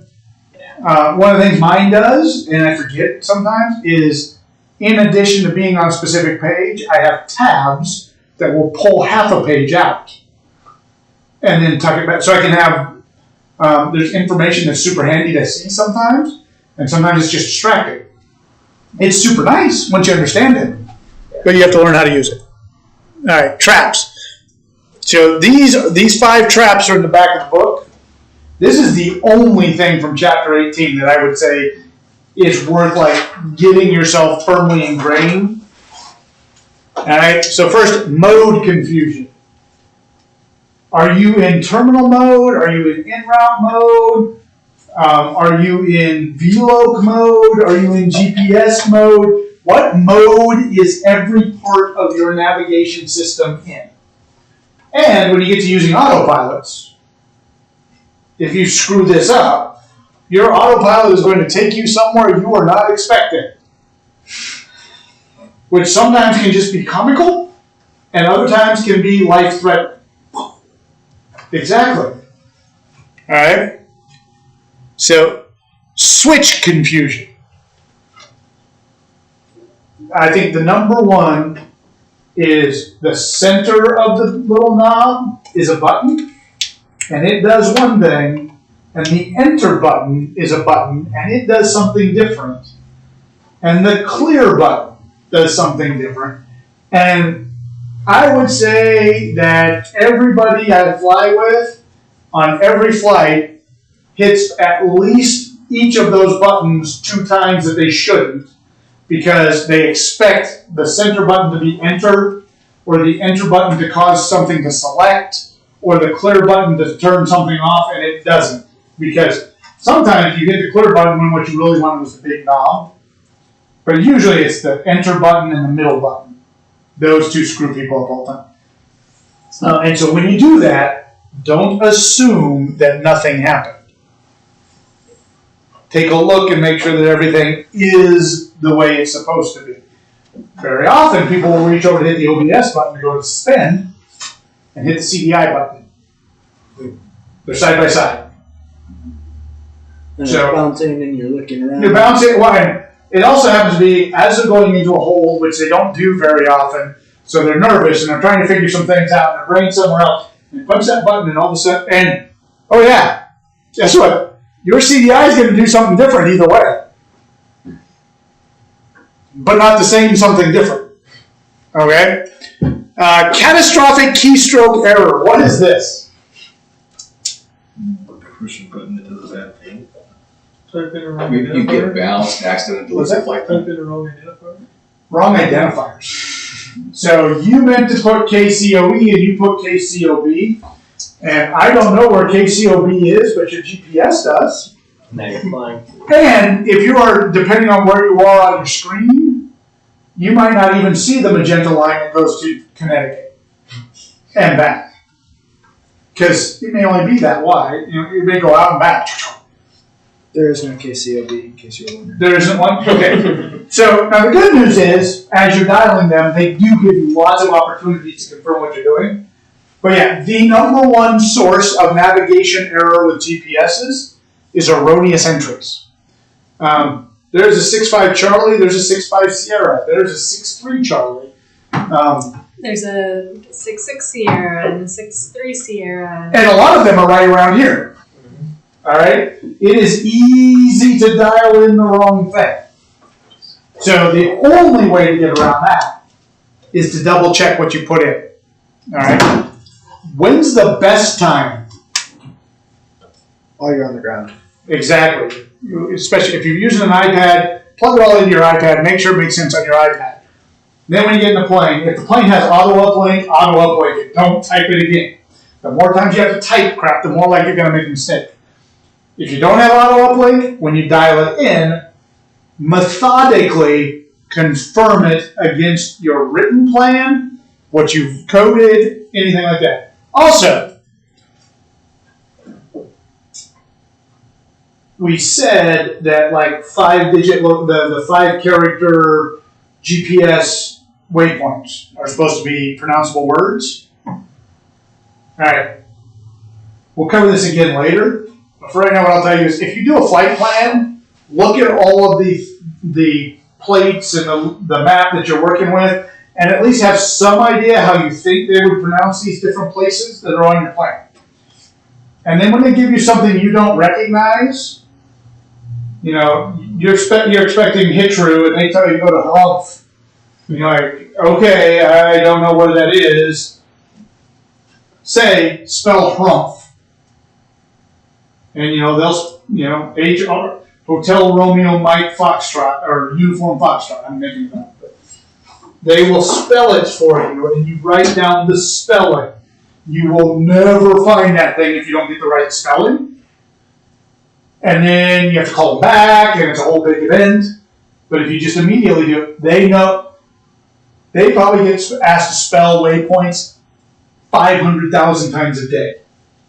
They don't spell them for you automatically. All right? Now, one that will get you is VORs. They don't usually give you the 3-letter identifier. They use the name of the VOR. All right? And I'm going to use one right now because I can't remember what it actually is. But the name of the VOR is Nespers. What do you think the 3-letter identifier for Nespers VOR is? NES. Oh, shoot. NES? No. MZP. You would think, but no. So it was like MCQ or something really weird. It has absolutely nothing to do with... It's right by your head. So let's see. Yakima. Sounds like I'm sorry. LWS. What's that? LWS. It is Mike Quebec Golf. SQG. SQG. Is this what you were looking for earlier? Airport. Is that like rain outages? Yeah, yes. NQG. How does it say, if it's said how? It's Nespers. Yeah, right. Okay, because here's the deal. Still pronounced though. What are VORs named for? Where they are. What are VORs named for? The city they're near? Usually, unless there's multiples in the same city. So, at Spokane, look at Spokane. So the VOR is GEG. Yeah. So is the airport, it's GEG. So, but what's the name of the VOR? What's the name of the VOR? It's in that box. Spokane. Spokane is spelled GEG. Okay. So, if you have a flight plan and you put VORs in your flight plan, which you will, it happens all the time, I strongly suggest that you go and write the full name of the VOR next to it in your plan. because they are going to call it by the name. They are not going to call it by the 3-letter identifier. Now, if they give you a VOR and you don't recognize it, just say, what's the identifier for that VOR? And they will spell out a 3-letter code for you. Okay? Just don't ask them to spell Spokane. Yeah, don't ask them to spell Spokane. What is the 3-letter identifier for Spokane? Okay? Now, if it was in your original flight plan, I will guarantee you that a controller sitting there going, you are a dumbass. Yeah, better an informed dumbass than just sitting there stupid. But if it was because of a reroute and they did something weird, I had a direct going to Seattle one time, and they sent me to Ellensburg and somewhere else. And I'm like, I think Ellensburg is like ELN, but I didn't know it off the top of my head. I asked them, they spell it out. You punch it in, finds it like that. All right. Number one rule with IFR is don't have an ego. If you do not understand what they said, ask. Callie and I the other day flew to Kalispell. She was on a filed IFR flight plan, and they gave her instructions to fly an approach, and they said fly a straight in, blah blah blah approach. Well, she didn't read back the straight in part. And I'm like, you need to call them and confirm if they want you to do straight in or do a hole. Because the route we were coming, she was supposed to go into a hole. But there's a specific phraseology that if they say straight in, they are telling you not to do a course reversal, that they want you to turn and come straight in. But if you don't know, ask. That's it. And if you don't know how to spell something, ask. Okay, so catastrophic keystroke error. Rain. Rain will get you in trouble with a non-WASP GPS. The good news is, for your test, you have a WASP-enabled aircraft. Bad news is, you're going to fly non-WASP-enabled airplanes out there, and so you should at least know that you have to do a rain check. And that you can do it either through the unit, or you can also call the weather service, and they will tell you. What's up? You're making faces. I'm making faces because they have this interactive map that's supposed to show the rain outages on their website, and it won't work. It won't actually show the outages in any of my browsers. That's interesting. It was made by the United States government. Your tax dollars? Your tax dollars not. I don't pay taxes. So, okay. And then inappropriate alternate selected. This one will get you in trouble. We're going to talk about rules for selecting alternates when we do approaches.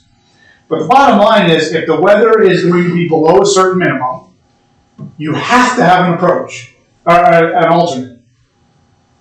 You can't just pick any alternate. It has to be a viable alternate. You have to have enough fuel to get to the alternate, and the alternate has to meet specific rules.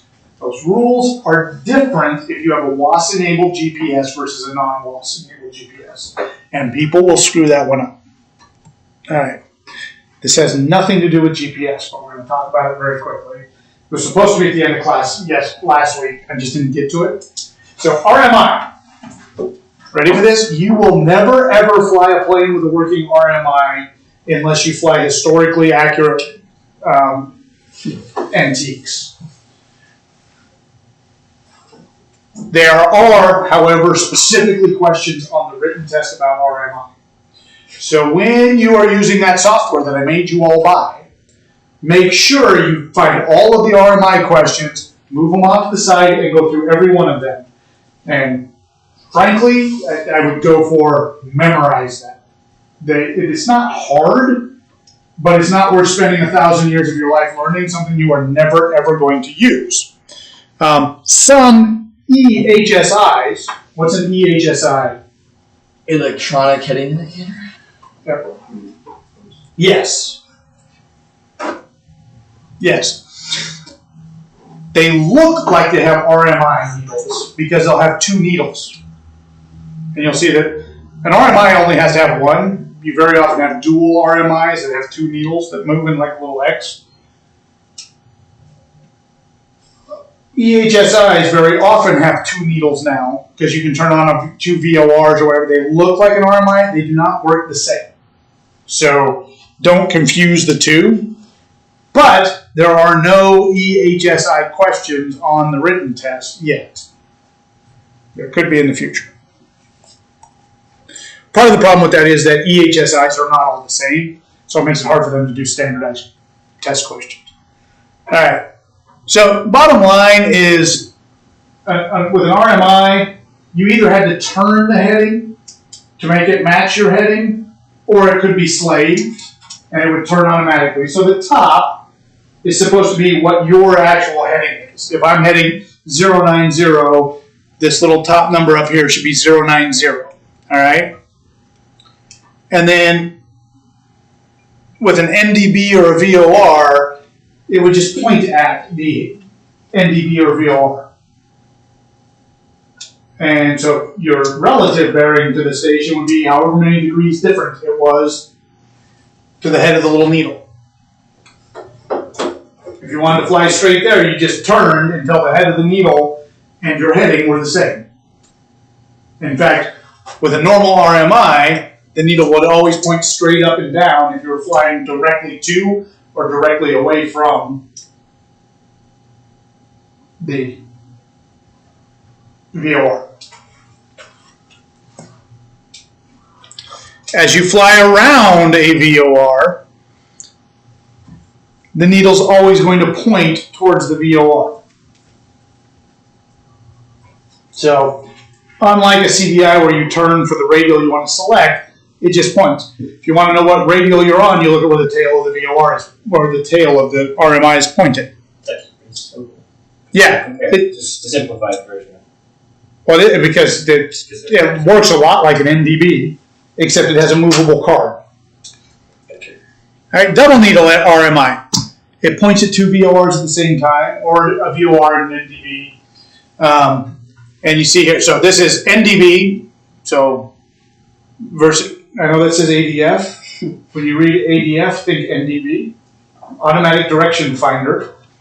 So an ADF is the radio that seeks out a non-directional beacon. An automatic direction finder finds a non-directional beacon. You will not see this in any of the planes you fly to these nowadays anyway. But there's an occasional VOR, there's occasional questions that pop up. What you will see is, like, on modern EHSIs, you have the ability to select VOR1 or VOR2 on either one of those, and so you get a dual needle looking response. But the difference is you can turn one of them so that you have selected a course you intend to follow, and it will have a course deviation line in it. Okay, so you fly it just like a regular CDI in an HSI, but you just have another VOR needle pointing somewhere. What's nice about that is it's easy if you are flying VORs to identify an intersection, because you can tune in a second VOR to another VOR, and you just wait until the tail of the needle reads the number you're supposed to read, and then you go, oh, yep, I'm there, and then you keep going. Make sense? Yeah. All right. That's it. And it's 19:30. Oh, wow. Wait, that's the end of the thing? That's the end of the presentation. I told you I did not throw a bunch of. I was going to do a kind of a mid-course quiz today, but I got 4 of you guys are getting ready to do your private pilot stuff. I got 2 people that are here are doing instrument proficiency checks. You are really getting back into private, then rapidly into instrument, and so you 2 are my only traditional instrument students, right? So, what I do want to talk about real quick is what you should be doing at this point. All right. So, in addition to reading up, so I won't be here next week, so you got a week to kind of catch up on reading. Yeah. You got a week to catch up on reading. Please look at the syllabus because we're out of order now. From here on out, we go out of order. I think we talk about departures and stuff. Where's the syllabus? It's on the portal. or let's see. We haven't figured out how to get access to the classroom. You have to download, if you have a phone, download the Classroom app. And then you just put And in then the you put code. that number in. I don't think Nate, you're is your online. problem getting on Google Classroom too? My problem is getting on. I know why it's happening. It's because the email account that I gave to you guys before is my non-Google associated email, and you have to have a Gmail Google account in order to use. You don't have to have a Gmail account. You have to have an email account that's associated with a Google account. Yeah. Just like you have to have a Google associated account for YouTube if you want to use YouTube. Have you tried this email with the code there? Like trying to log in with the code? I have not tried I did log in with my personal email and it wouldn't let me in. Okay. I believe that's because it's not just open to the public classroom. But I'm not sure. I've never used it. Oh, but if you have that code, that should be all you need. Yeah, the It code should wouldn't be let all me you in. need. I did the same thing. I used a different, it was a Google account, but a different one for the one that I gave Nicole, and it wouldn't let me in even with the code. It has to be one that she or Bill has said is a member of the. And if I haven't let you in, let me know. I'll let you in. This is easily fixable. The email I give you is not going to work for me either because it gives you the email that's linked to a Gmail account. So, okay, so we're headed into week 6. Oh, actually, we're going to do 6, 7, and 8 in order.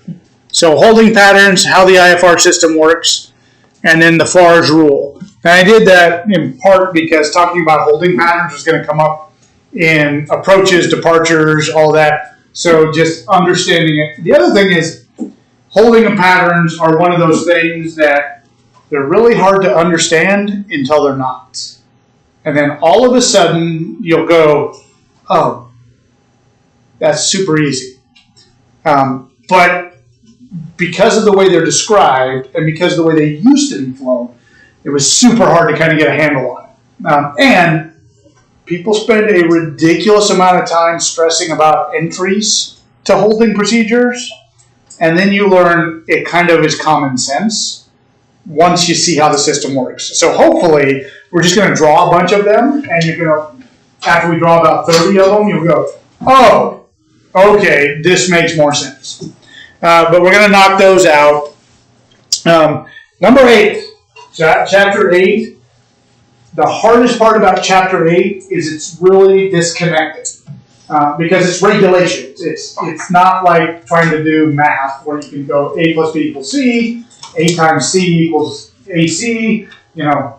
You just, the steps don't necessarily all connect up. That said, there is an attempt at logic at the regulations. And for you guys getting ready to take your privates, it will kind of help you with, we're going to talk through like, this is why the regs are laid out the way they're laid out.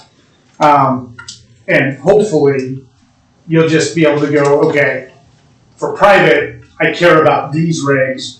I don't need to worry so much about these IFR regs that are going to come up. Largely, it's Part 91. We're going to talk, there's like 90 rules in Part 91. And then there's some weird stuff for the test that you have to know about Part 121, Part 135. So Part 91 is what most private pilots fly in. Part 121 is commercial airlines. Part 135 is air taxis. And they have different rules in IFR than Part 91. Interestingly, Part 91 is pretty much do what you want. Ish. You can go kill yourself in Part 91. Don't kill someone else. Just don't kill someone else. Yeah. Or damage their property.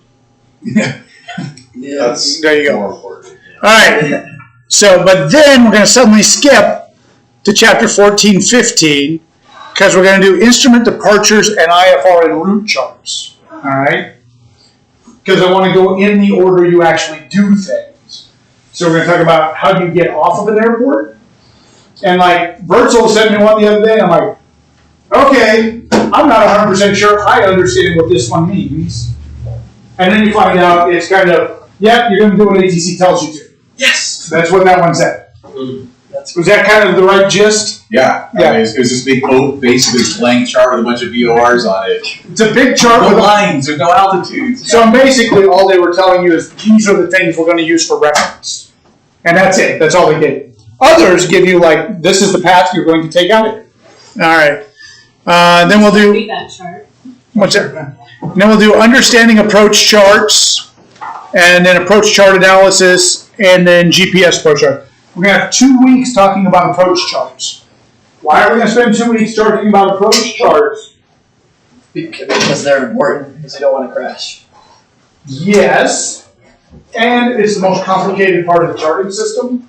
It is also the part where you're most likely to make a mistake. And in the end, the consequences of doing it improperly are the highest. And it's the 2 weeks I won't be here, so I have to go on stream. Yay. There you go. Where are you going? Going back to California for a little while. Okay. I don't know why you do that. We have to get our house room to sell. Okay. That's the email. And then we're going to come back. We're going to spend 2 weeks on weather, and then we'll come back and talk about flight planning. All right. And the reason I did it in that order was at this point you will have known how to plan a route. You will know how to depart, fly there, approach. There's a thing called an arrival. So your arrival, then your approach. And then we will also talk about all of the weather stuff. Because as VFR pilots, you care about the weather. But as an IFR pilot, you really care about the weather because there's so many more options. And you can fly into weather that will kill you. One of the frustrations I have here is I very often say things like, well, we'll just file and go. And Nicole reminds me, what do you... That there's moderate icing if I But there's icing all the time around here. So I learned to fly in the south. Icing was never a big problem. Like, very rarely did you really deal with it. Up here, I'm like, okay, yeah, so it's crappy and we can't, 500-foot ceiling. Let's file and go. And she looks at me and goes, we don't have boots. We don't have anti-ice equipment. We're going to talk about weather before we talk about flight planning, because route planning you already know how to do. But we need to talk about weather from a different perspective. All right? And then week 17 is IFR potpourri, and week 15 is test prep. Between those two, I think I can make up the week we're going to miss. So I don't think we need to plan on doing an extra week. If we get to like week 11 or 12, and I feel like we're just jamming stuff down, we'll discuss if we want to bring up an extra day. Does that work for everybody? Okay. And that's all I have for tonight. You have anything? You want to quit your streaming? Like turn off the streaming? Good plan. I will quit streaming. Nice. No, see, that's a good partner right there.